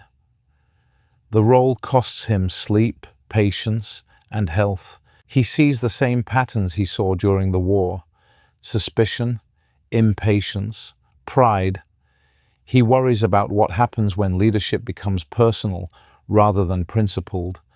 By the time he prepares to leave office in 1797, he knows his final act must be deliberate. His farewell address warns against permanent alliances, extreme partisanship, and the belief that power belongs to individuals rather than institutions. He does not expect people to agree with him. He hopes they will at least pause. Stepping away is not easy. Many urge him to stay. Some believe only he can hold the country together. Washington refuses. He believes staying too long would weaken the example he spent his life creating. Leadership, in his mind, must always include an ending. When he returns once more to Mount Vernon, the quiet feels different now. The fields are familiar, but the world has changed. He spends his final years managing land, receiving visitors, and watching the nation from a distance. He does not interfere. He believes the country must learn to move without him. Washington dies in December 1799, quietly at home. News spreads slowly. There is no spectacle, just reflection. People do not mourn only a general or a president. They mourn a presence that held during uncertainty. His life leaves behind no simple lesson. Instead, it leaves a pattern: when to advance, when to wait, when to hold power, when to release it. The war taught him endurance, peace taught him restraint. And between the two, George Washington showed that history is not shaped only by bold action, but by knowing when not to act at all. As the 1790s move forward, the nation Washington helped create begins to drift into arguments he had long feared. Political parties harden, lines are drawn, language sharpens. What once felt like disagreement now feels personal. Even after leaving office in 1797, Washington senses that the hardest work of independence may not be finished on battlefields, but in conversation. From Mount Vernon, he watches carefully. He reads newspapers. He receives letters filled with worry, praise, anger, and advice he did not ask for. Former allies now accuse each other of betraying the revolution. Some praise France as a sister republic. Others warn that France has replaced one form of tyranny with another. Britain remains both an old enemy and a necessary trading partner. Washington understands how easily foreign loyalties can fracture domestic unity. The French Revolution, which began in 1789, troubles him deeply as it grows more violent in the early 1790s. At first, many Americans celebrate it as an echo of their own struggle. Washington is more cautious. He recognizes familiar patterns. Righteous language mixed with impatience, idealism mixed with fear. When executions begin and power concentrates, his concern hardens into quiet alarm. Revolutions, he has learned, do not always stop where people expect. This concern shapes his support for neutrality and restraint, even after leaving office. He believes the United States is still too young, too fragile to survive another war driven by emotion or loyalty to foreign causes. He worries that Americans are beginning to divide themselves into camps that care more about winning arguments than preserving stability. His health begins to decline during these years. He remains active, riding his land, inspecting fields, staying involved in daily routines. But fatigue comes more easily now. The energy that once carried him through winter camps and long marches has thinned. He does not complain about this. He accepts it as the natural cost of years spent under pressure. In private moments, he reflects more openly. He thinks about how often the war nearly failed, how often survival came down to patience rather than brilliance. He wonders whether future leaders will understand that lesson or chase dramatic solutions instead. He knows history tends to favor bold stories over quiet restraint. Washington remains careful with his words, even in retirement. When he speaks publicly, people listen. He does not enjoy this. Influence without responsibility feels uncomfortable to him. Still, he understands that silence can also be a choice with consequences. He intervenes rarely, and only when he believes the stakes are high. In December 1799, after riding through cold rain to inspect his farms, Washington falls ill. The sickness moves quickly. Doctors try the standard treatments of the time, draining blood, offering remedies that weaken more than heal. Washington remains calm. He understands what is happening. He gives instructions quietly, concerned more with order than fear. When he dies on December 14th, 1799, the news spreads slowly at first, then everywhere. The reaction is not loud. It is heavy. Across the country, people stop what they are doing. Church bells ring. Letters are written. For many, it feels like losing a stabilizing force rather than a man. There is no confusion about his legacy, but there is reflection. People argue about his decisions, his caution, his silences. Some wish he had acted more boldly at certain moments. Others realize that boldness alone would not have carried the country through its most fragile years. Washington's life leaves behind a pattern rather than a rule book. Hold when others rush. Wait when others demand action. Step forward only when necessary, and step back when power begins to linger too comfortably. These lessons are not dramatic, they are easy to ignore, but they are difficult to replace. As the century turns, the nation moves forward without him. It will struggle, it will argue, it will make mistakes. Washington never believed otherwise. He only hoped that the habits learned during war and restraint would outlast the man who practiced them. The unkillable man does not survive forever, but the idea that leadership can be quiet, patient, and willing to let go remains, waiting to be tested again by history. By the turn of the 19th century, George Washington is gone, but his presence still lingers in the way the country behaves, hesitates, and argues. The war has ended, the government is functioning, yet the memory of how fragile everything once was has not fully faded.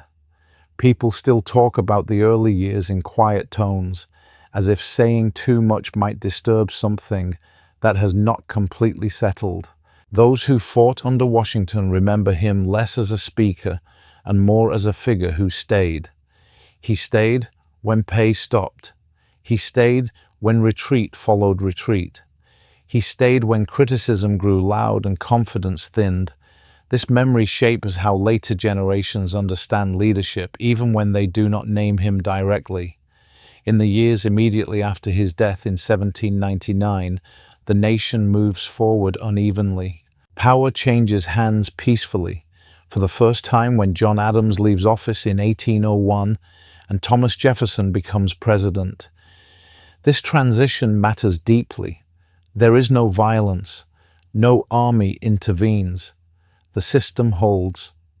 Quietly, Washington's example echoes through that moment, even though he is no longer there to guide it.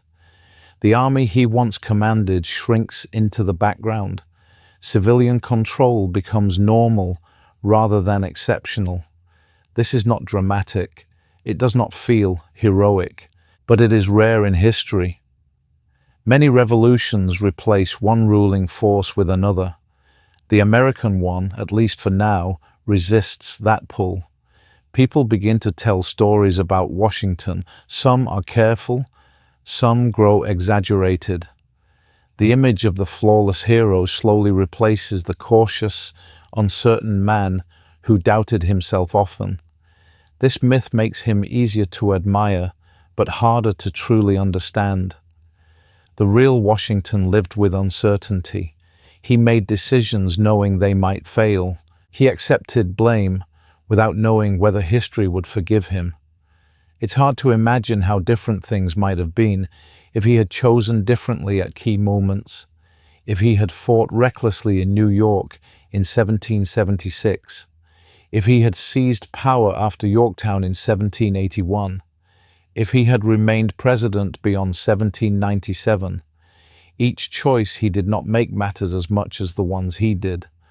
As the United States expands westward in the early 1800s, the frontier returns as a familiar challenge. New land brings opportunity, but also conflict.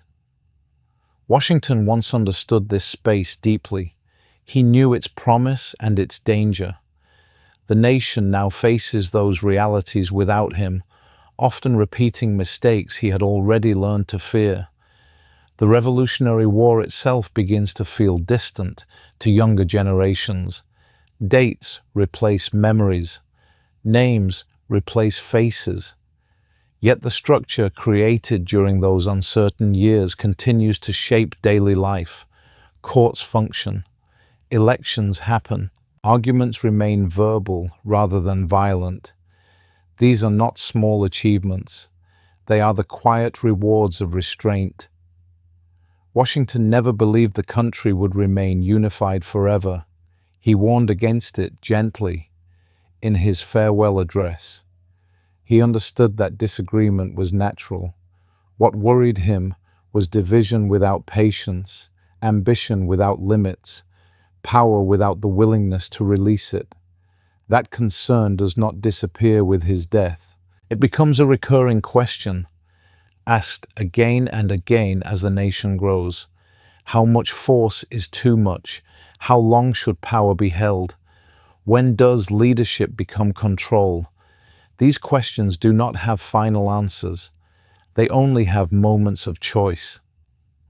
The Revolutionary War, seen from a distance, can look inevitable, almost clean in hindsight, but living through it was anything but. It was slow, uncertain, and constantly close to failure. Washington's role in it was not to make it inevitable, but to keep it alive long enough for chance, timing, and alliance to align. In that sense, his greatest skill was not command, but endurance.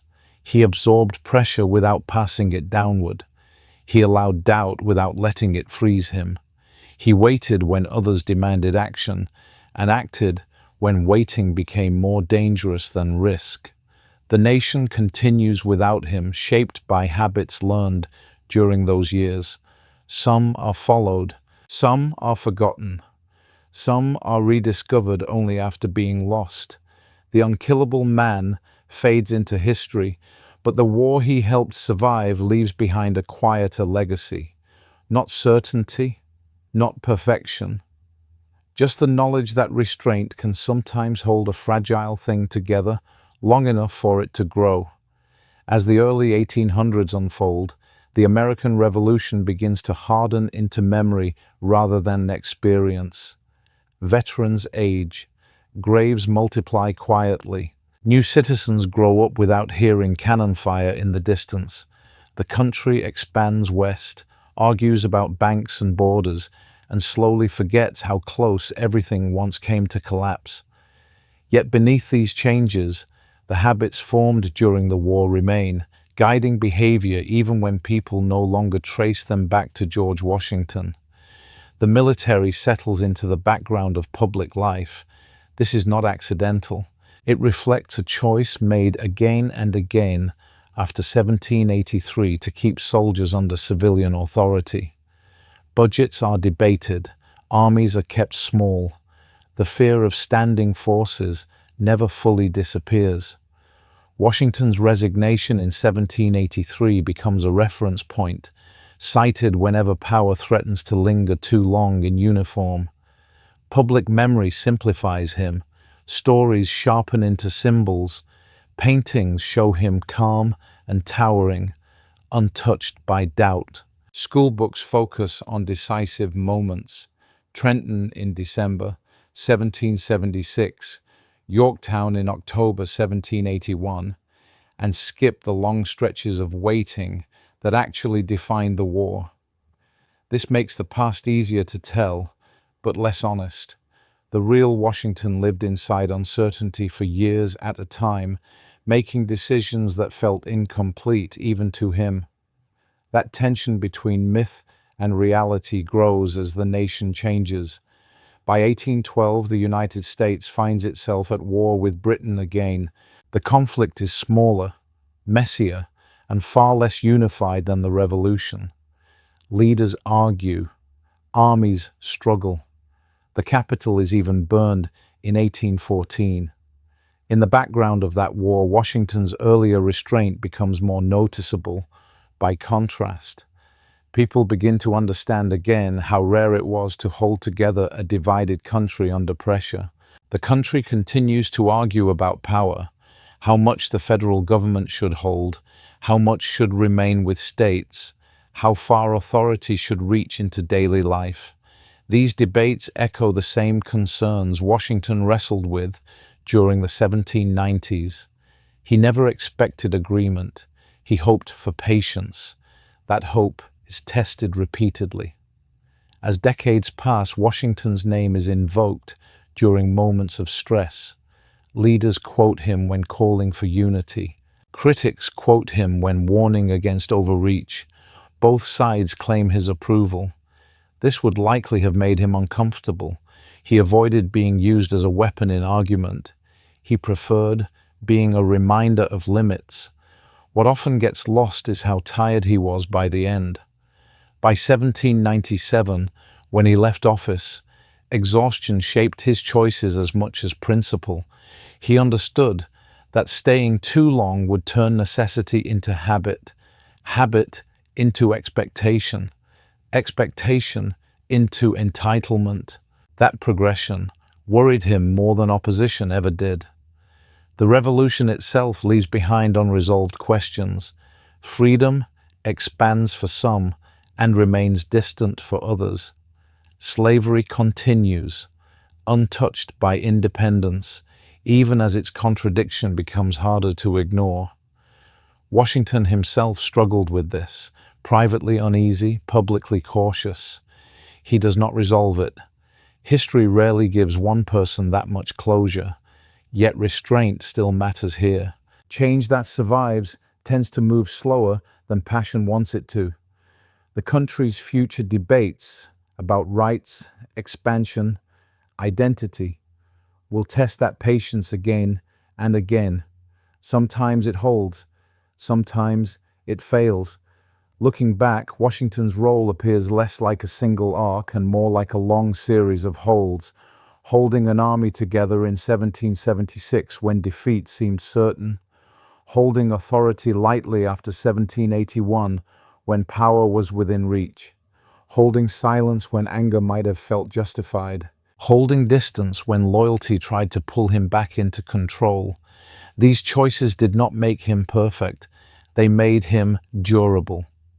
The Revolutionary War is often remembered for its ideals: liberty, independence, self-rule. But ideals alone do not survive years of hunger, doubt, and delay.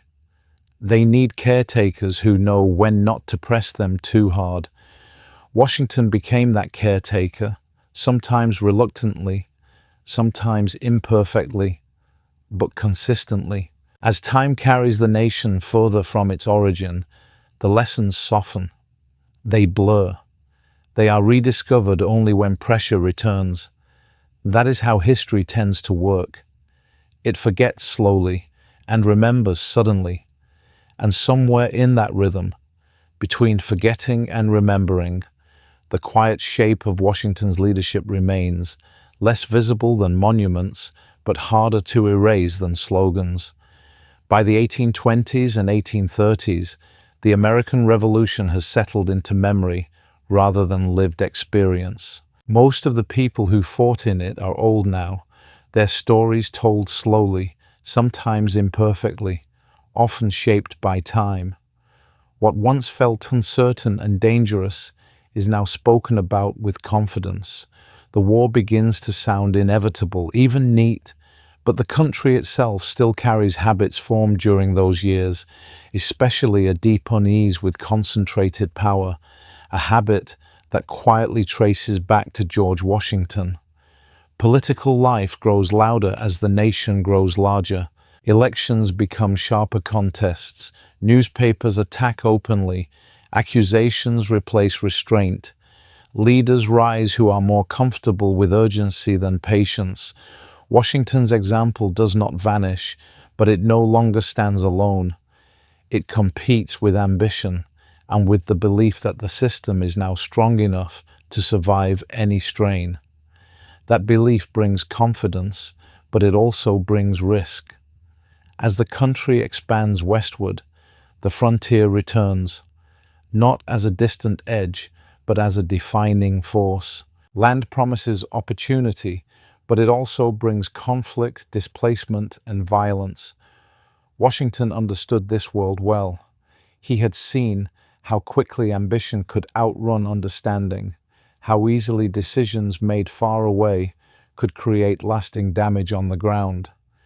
The nation, larger and more confident now, often forgets those lessons. Expansion moves faster than reflection. Consequences arrive later, heavier than expected. The military remains under civilian control, just as Washington intended, but debates about its use grow louder. When should force be used? How much is too much? Whether strength abroad threatens liberty at home. These arguments echo fears Washington expressed during the 1790s, even when people no longer remember their source.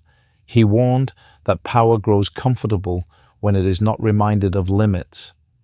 Each generation tests that warning in its own way.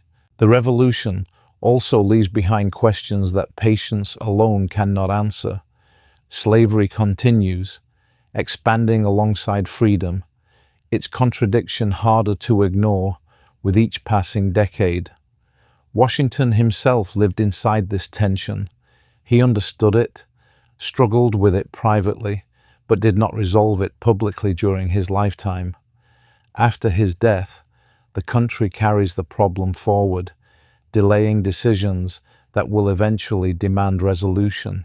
Restraint can hold a system together for a time, but it cannot erase injustice on its own.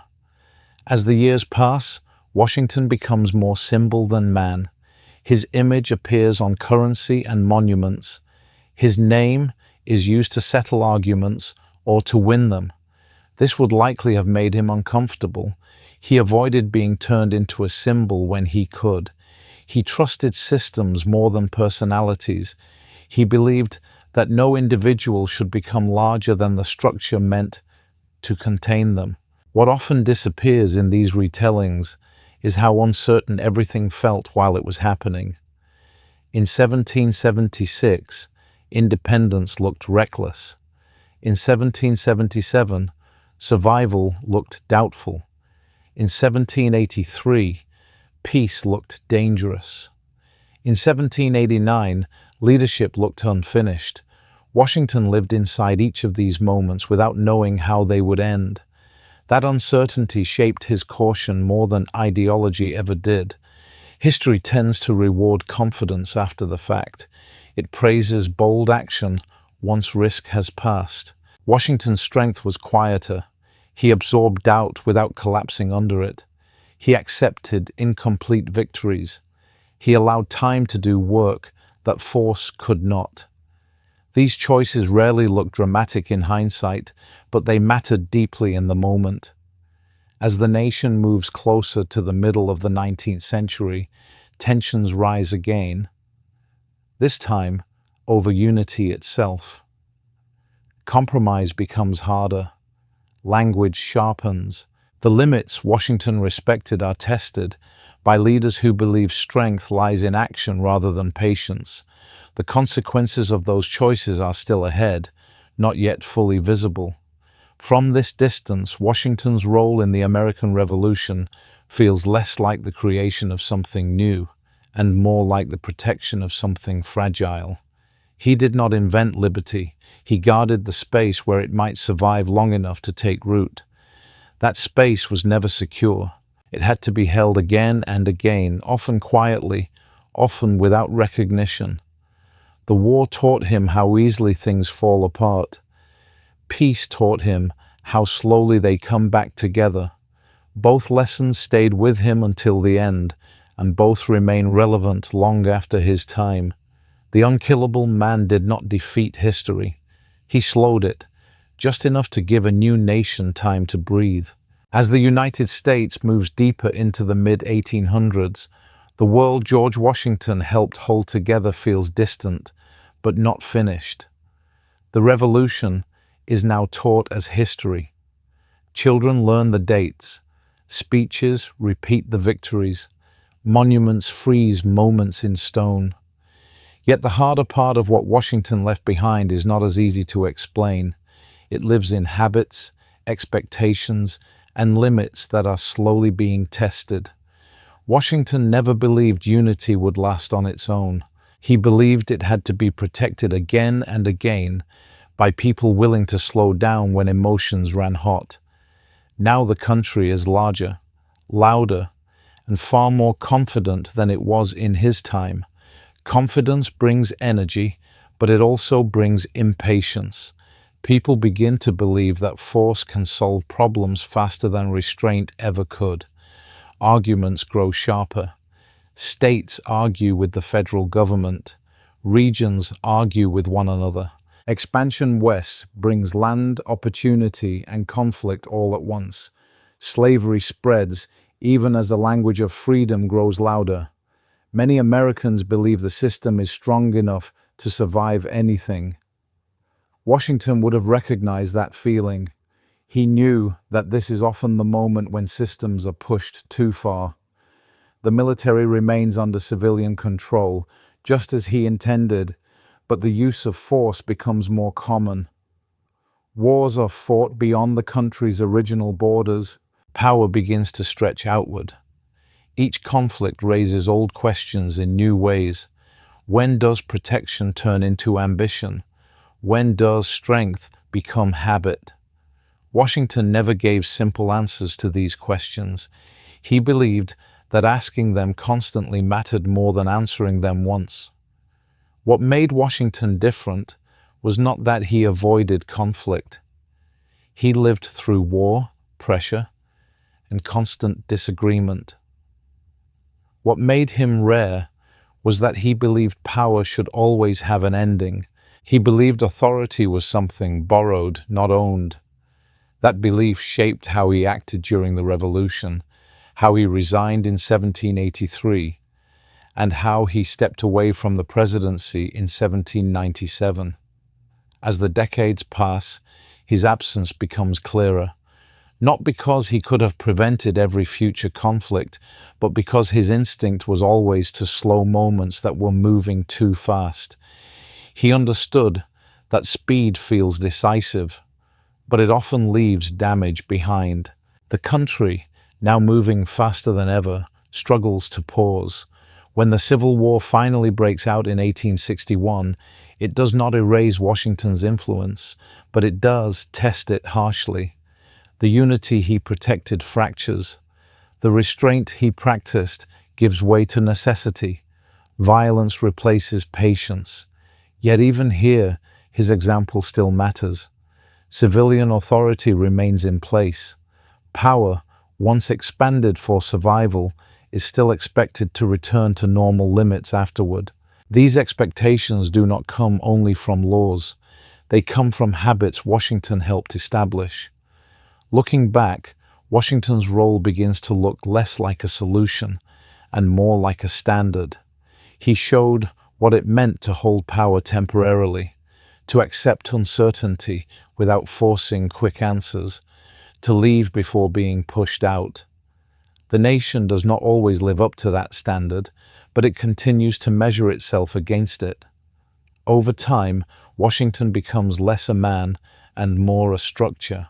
His name fades from daily conversation, but the systems shaped by his choices remain. Peaceful transfers of power, suspicion of permanent authority, the belief that leaders should step aside voluntarily. These ideas do not carry his voice, but they carry his shape. The American Revolution is often remembered for what it destroyed: imperial rule, distant authority, inherited power. Washington focused on something quieter. He focused on what had to remain standing long enough to replace those things: an army that did not collapse, a fragile unity that did not tear itself apart, a belief that power could exist without being seized. That belief does not fix every problem. It does not prevent every failure, but it creates space. And space, Washington understood, is often the only thing fragile systems need in order to survive another day. The unkillable man did not live to see all the consequences of the war he helped guide. No one could. But he left behind a way of holding things together without gripping them too tightly. History continues to test that lesson, again and again, long after his voice fell silent. By the time the country reaches the late 1800s, George Washington has become less a person and more a presence. His face is everywhere, on currency, in paintings, in classrooms, but the man himself feels far away. What remains closer is the shape of what he left behind, the way power is expected to behave, even when people no longer connect those expectations directly to him. The United States is now larger than Washington ever imagined. New states have joined, railroads cut across the land, cities grow fast and loud. Industry replaces farms as the center of daily life for many people. With growth comes confidence, and with confidence comes impatience. The country is no longer afraid of failing the way it once was. That fear had once forced caution. Now it fades. Leadership changes with the times. Some leaders value compromise, others value speed and strength. The idea that power should be limited is still there, but it is argued over constantly. Washington's example no longer settles debates. It becomes one voice among many, sometimes quoted, sometimes ignored. Still, certain expectations hold. Presidents come and go without armies following them. Elections, though tense, usually end without violence. When leaders leave office, they are expected to return to private life. These habits feel normal now, but they were not normal before Washington lived them. They became normal because he showed they were possible.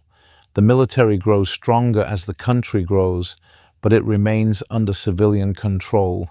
This is tested during wars, especially when fear runs high, but the expectation survives. Generals do not rule. Soldiers do not decide elections. These boundaries, once fragile, harden over time. Washington's early choices echo here, even when his name is not mentioned. The revolution itself becomes a story of beginnings. People focus on declarations, battles, and victories. Less attention is paid to the long stretches of waiting, retreat, and doubt. Those parts are harder to celebrate, but they were where Washington did most of his work. He did not create certainty. He managed uncertainty. As the country faces new problems, people often wish for simple solutions. Washington would not have offered them. He believed lasting solutions took time and restraint. He believed forcing outcomes usually created new problems. These ideas are not popular in moments of fear or anger. They rarely are. Over time, Washington's greatest influence becomes quiet. It shows up not in speeches, but in what does not happen. Power is handed back. Armies disband. Leaders step away instead of clinging on. None of this is guaranteed. Each generation has to choose it again. Looking back, the American Revolution feels like a dramatic break from the past. Living through it felt different. It felt uncertain, fragile, and close to failure. Washington never forgot that feeling, and he acted as if it could return at any moment. That awareness shaped everything he did. The country he helped create continues to change, sometimes in ways he would recognize, sometimes in ways he would not. It argues, expands, stumbles, and recovers. Through all of it, the idea that power should be limited, temporary, and accountable remains one of its quiet foundations. Washington did not design every part of this system. He did not control how it would grow. What he did was show that leadership did not have to dominate in order to hold, that strength did not require permanence, that stepping aside could be an act of responsibility rather than weakness. That lesson is easy to forget and hard to practice. It does not solve every problem, but it continues to shape expectations long after the man himself faded into history. And in that sense, George Washington never truly leaves the story. He remains present not as a hero in motion, but as a boundary, a reminder of how power can be held briefly, carefully, and then released, so something larger has room to continue. As the country moves into the early 20th century, the world looks nothing like the one George Washington knew. Technology changes daily life. Wars are fought far from American shores. Presidents speak to millions at once. Power feels larger, faster, and harder to slow down. And yet, beneath all of this, the expectations Washington helped shape are still there, quietly setting boundaries. The idea that a leader should not rule forever remains strong. When presidents leave office, They are expected to step back into civilian life. This feels normal now, but it comes from a choice Washington made when nothing about it was normal. He could have stayed. He did not. That decision becomes tradition long before it becomes law. In moments of crisis, people still look for strong leadership. During wars, economic collapse, or national fear, the pressure to centralize power always returns. Washington understood this instinct well. He felt it during the Revolution, when desperation made extreme solutions feel tempting. His response was never to deny fear, but to prevent fear from rewriting the rules. As the federal government grows larger, debates about limits grow louder. How much authority should one office hold? How far should power reach into everyday life? These arguments echo the same worries Washington carried in the 1790s, even if his name is no longer attached to them. The questions remain because the risk remains. The military becomes more powerful than Washington ever imagined, especially during the World Wars. Millions serve. Enormous resources are mobilized. Yet even in these moments, the expectation holds that soldiers answer to civilian leaders and that wars must eventually end. Power is expanded, then reduced again. This rhythm is difficult, imperfect, but essential. It reflects the pattern Washington tried to set. Public memory continues to simplify him. He is presented as confident, calm, almost flawless. The doubt, hesitation, and exhaustion that shaped his real decisions fade from view. This makes him easier to admire, but harder to learn from. The real lesson of his life is not certainty. It is how to act without it. What Washington offered was not a formula. He offered an attitude toward power. Use it carefully, hold it briefly, give it back deliberately. These ideas are tested every time fear rises or opportunity appears. Sometimes the country follows them. Sometimes it does not. But the standard remains. As generations pass, fewer people think directly about the revolution in daily life. But its influence shows up in expectations that feel almost invisible. Leaders are questioned. Authority is temporary. No office is meant to belong to one person forever. These are not accidents. They are habits formed when the nation was weakest. Washington never believed his example would solve every future problem. He knew history moved in cycles. Pressure would return. Choices would become harder. What he hoped was that people would pause long enough to remember that power can be held without being seized.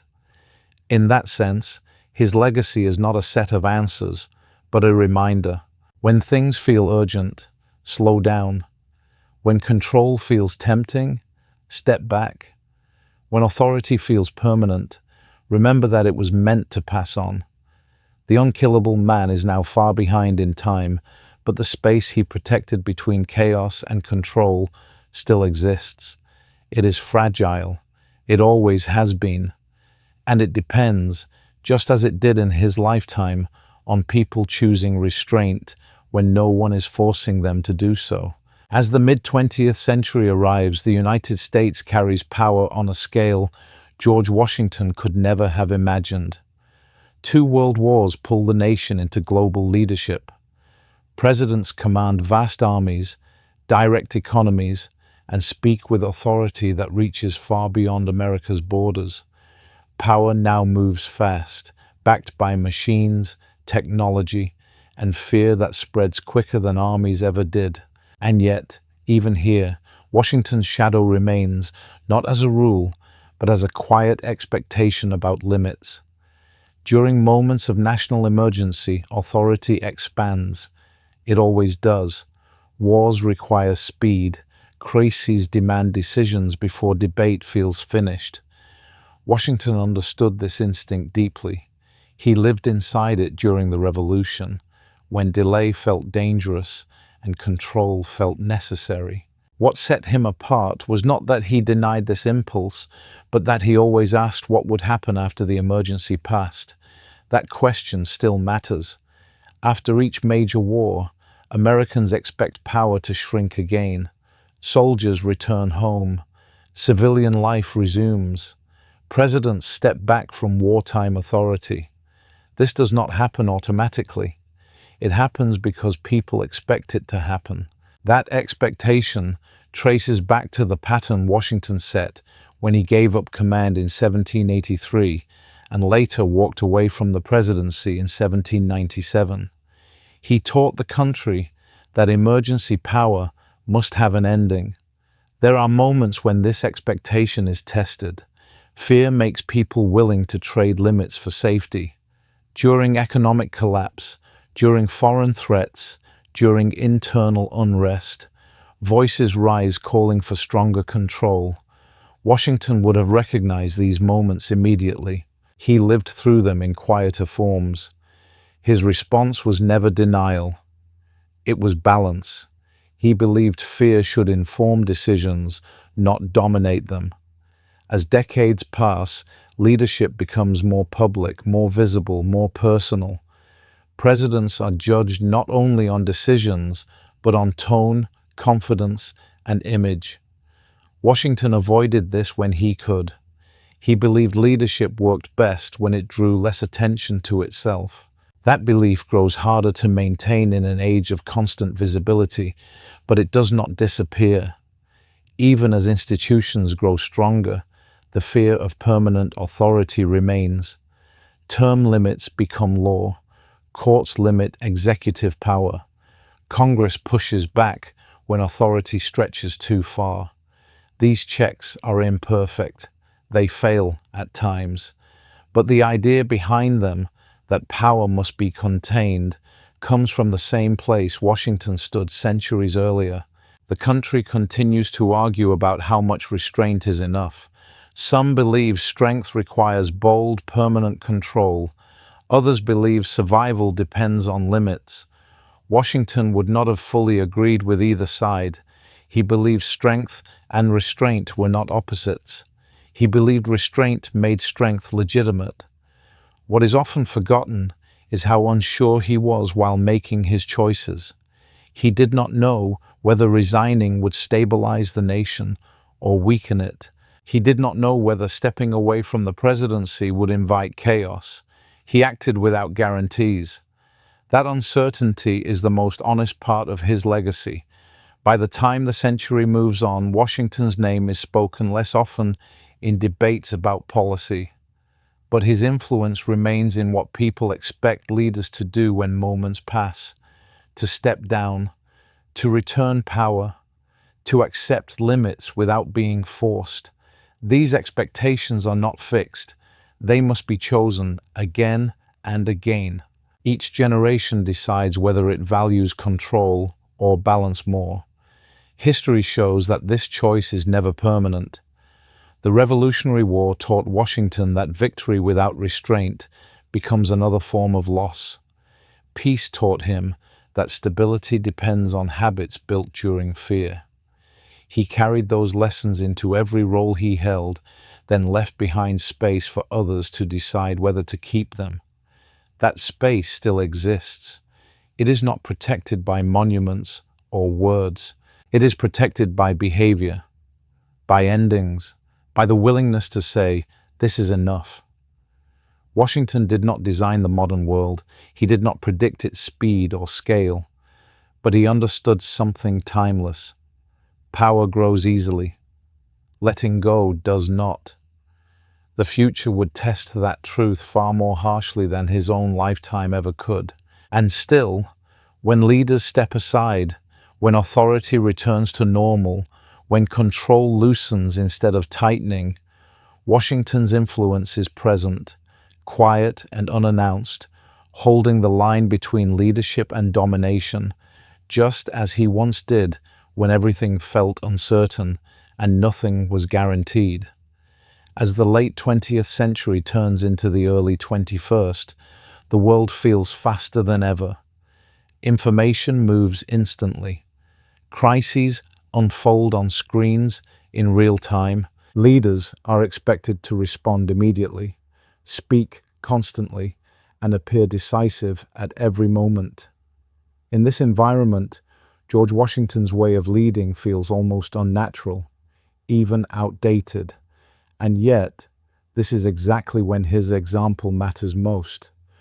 Washington never believed that constant action meant good leadership. He believed action without patience often created damage that could not be easily repaired. In his time, decisions took weeks to travel. Today, they take seconds. The pressure to act first and think later is enormous. Still, the same old risks remain. Power expands easily during fear. It always has. Modern presidents command forces and influence on a scale Washington could not have imagined, but they still operate within expectations he helped set. They are questioned, they are limited, they are expected to leave. When leaders overstay, overreach, or refuse restraint, the reaction is often sharp, not because the system is perfect, but because the habit of limitation runs deep. Washington's greatest contribution becomes clearer with time. He did not try to design the future. He focused on behavior, how power should feel when it is used properly, calm, temporary, accountable. He showed that stepping away was not weakness, but responsibility, that leadership could end without collapse. These ideas are tested repeatedly, after wars, after emergencies, after moments when fear convinces people that limits are a luxury. Sometimes the country responds with restraint, sometimes it does not. But even when limits are stretched, there is still an expectation that they should return. That expectation is Washington's quiet inheritance. Public memory continues to simplify him. He is often presented as confident and certain, as if he always knew the right answer. The truth is more human. He acted while unsure. He chose restraint without knowing whether it would work. He stepped away without guarantees. That uncertainty is what makes his choices meaningful. They were not safe. They were deliberate. As time passes, fewer people feel a personal connection to the revolution. It becomes distant history. But the behaviors shaped during that fragile beginning remain part of everyday life. Elections matter. Power changes hands. Leaders are temporary. These things feel normal now. They were once radical. Washington never believed these habits would survive automatically. He knew they would need to be practiced, especially when fear made them inconvenient. That challenge has not changed, only the scale has. In moments of calm, restraint feels easy. In moments of crisis, it feels dangerous. Washington understood this better than most. He lived inside crisis for years and still chose limits. That choice did not solve every problem, but it prevented many from becoming permanent. As the nation continues forward, his presence becomes almost invisible, not because it is gone, but because it is built into expectation. People argue fiercely about policy, ideology, and direction, yet few question that leadership must end, that authority must pass on, that power should not belong to one person forever. These assumptions are not accidents. They are the result of choices made when the nation was weakest. Washington did not leave behind certainty. He left behind a way of pausing, of asking whether power needs to grow or whether it needs to stop. That pause is easy to ignore. It is also easy to lose. History shows how quickly it can disappear when fear takes over. And yet, it still appears again and again, whenever leaders step aside instead of holding on, whenever authority loosens instead of tightens, whenever restraint is chosen without applause. In those moments, Washington's legacy is alive, not as a name, but as a behavior, quietly reminding the country that strength does not always come from holding tighter, but from knowing when to let go. When everything is pulled together, George Washington's contribution is easier to understand than the myths that grew around him. He did not win the American Revolution by brilliance alone, and he did not shape the nation by force of personality. His greatest contribution was steadiness at moments when collapse felt close, and restraint when power was finally within reach. During the war, Washington's value was survival. In 1776, when independence looked reckless and the army nearly dissolved, he kept it alive. He accepted retreat when pride demanded a stand. He protected the army even when doing so damaged his reputation. This mattered more than winning any single battle. An army that survives can recover. An army that is destroyed ends everything. By holding that line through defeat, winter, desertion, and doubt, Washington ensured the revolution had time to mature instead of burning out. He also understood unity better than most of his contemporaries. The colonies did not naturally trust one another. They argued, competed, and suspected motives. Washington's leadership offered something rare, a figure acceptable enough to all sides to hold them together.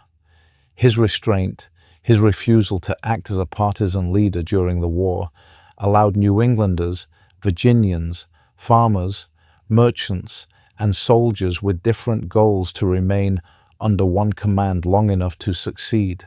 Washington's second great contribution came after victory, when history usually turns violent or unstable. In 1783, he resigned his commission and returned authority to civilian government. This single act reshaped expectations not only in America, but around the world. It established the principle that military power serves the nation, not the individual who commands it. For future generations, this became a boundary that felt normal, even though it was once extraordinary. As president, his contribution was not policy brilliance, but precedent. He showed how power should behave when it is new and fragile. He limited his own authority. He listened more than he commanded. He avoided turning leadership into personal rule.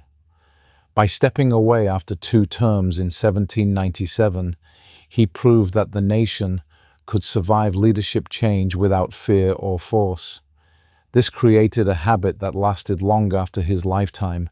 Washington also gave future generations a way to think about power itself. He treated authority as temporary, borrowed, and accountable. He believed strength required limits. He understood that fear often pushes societies toward control, and that restraint during fear matters more than restraint during calm. This attitude did not prevent future conflict, but it shaped how Americans expected power to rise and fall. His value to later generations is not found in perfection. Washington doubted himself constantly. He made mistakes. He hesitated. He chose caution over drama. That humanity is part of his legacy. It shows that leadership does not require certainty, only responsibility. It shows that waiting can be a form of action, and that survival can be a form of success. Washington left behind no doctrine, no demand to be copied exactly. What he left instead was a standard. Power should end. Armies should obey civilians. Leaders should step aside willingly. Unity should be protected, even when it feels inconvenient. These ideas became habits because he practiced them when it mattered most. The American Revolution created a nation. George Washington helped it survive its most dangerous moments, then taught it how to live with power without being consumed by it. That is his lasting contribution. Not victory alone, not office alone, but the example that leadership is strongest when it knows when to hold, when to wait, and when to let go. His legacy remains not as a voice telling later generations what to do, but as a quiet reminder of what is possible when restraint guides strength. In times of crisis, expansion, fear, and division, that reminder still matters. It offers future generations something rare in history, proof that power can be used without being seized, and that a nation can be built not only by taking control, but by knowing when to release it.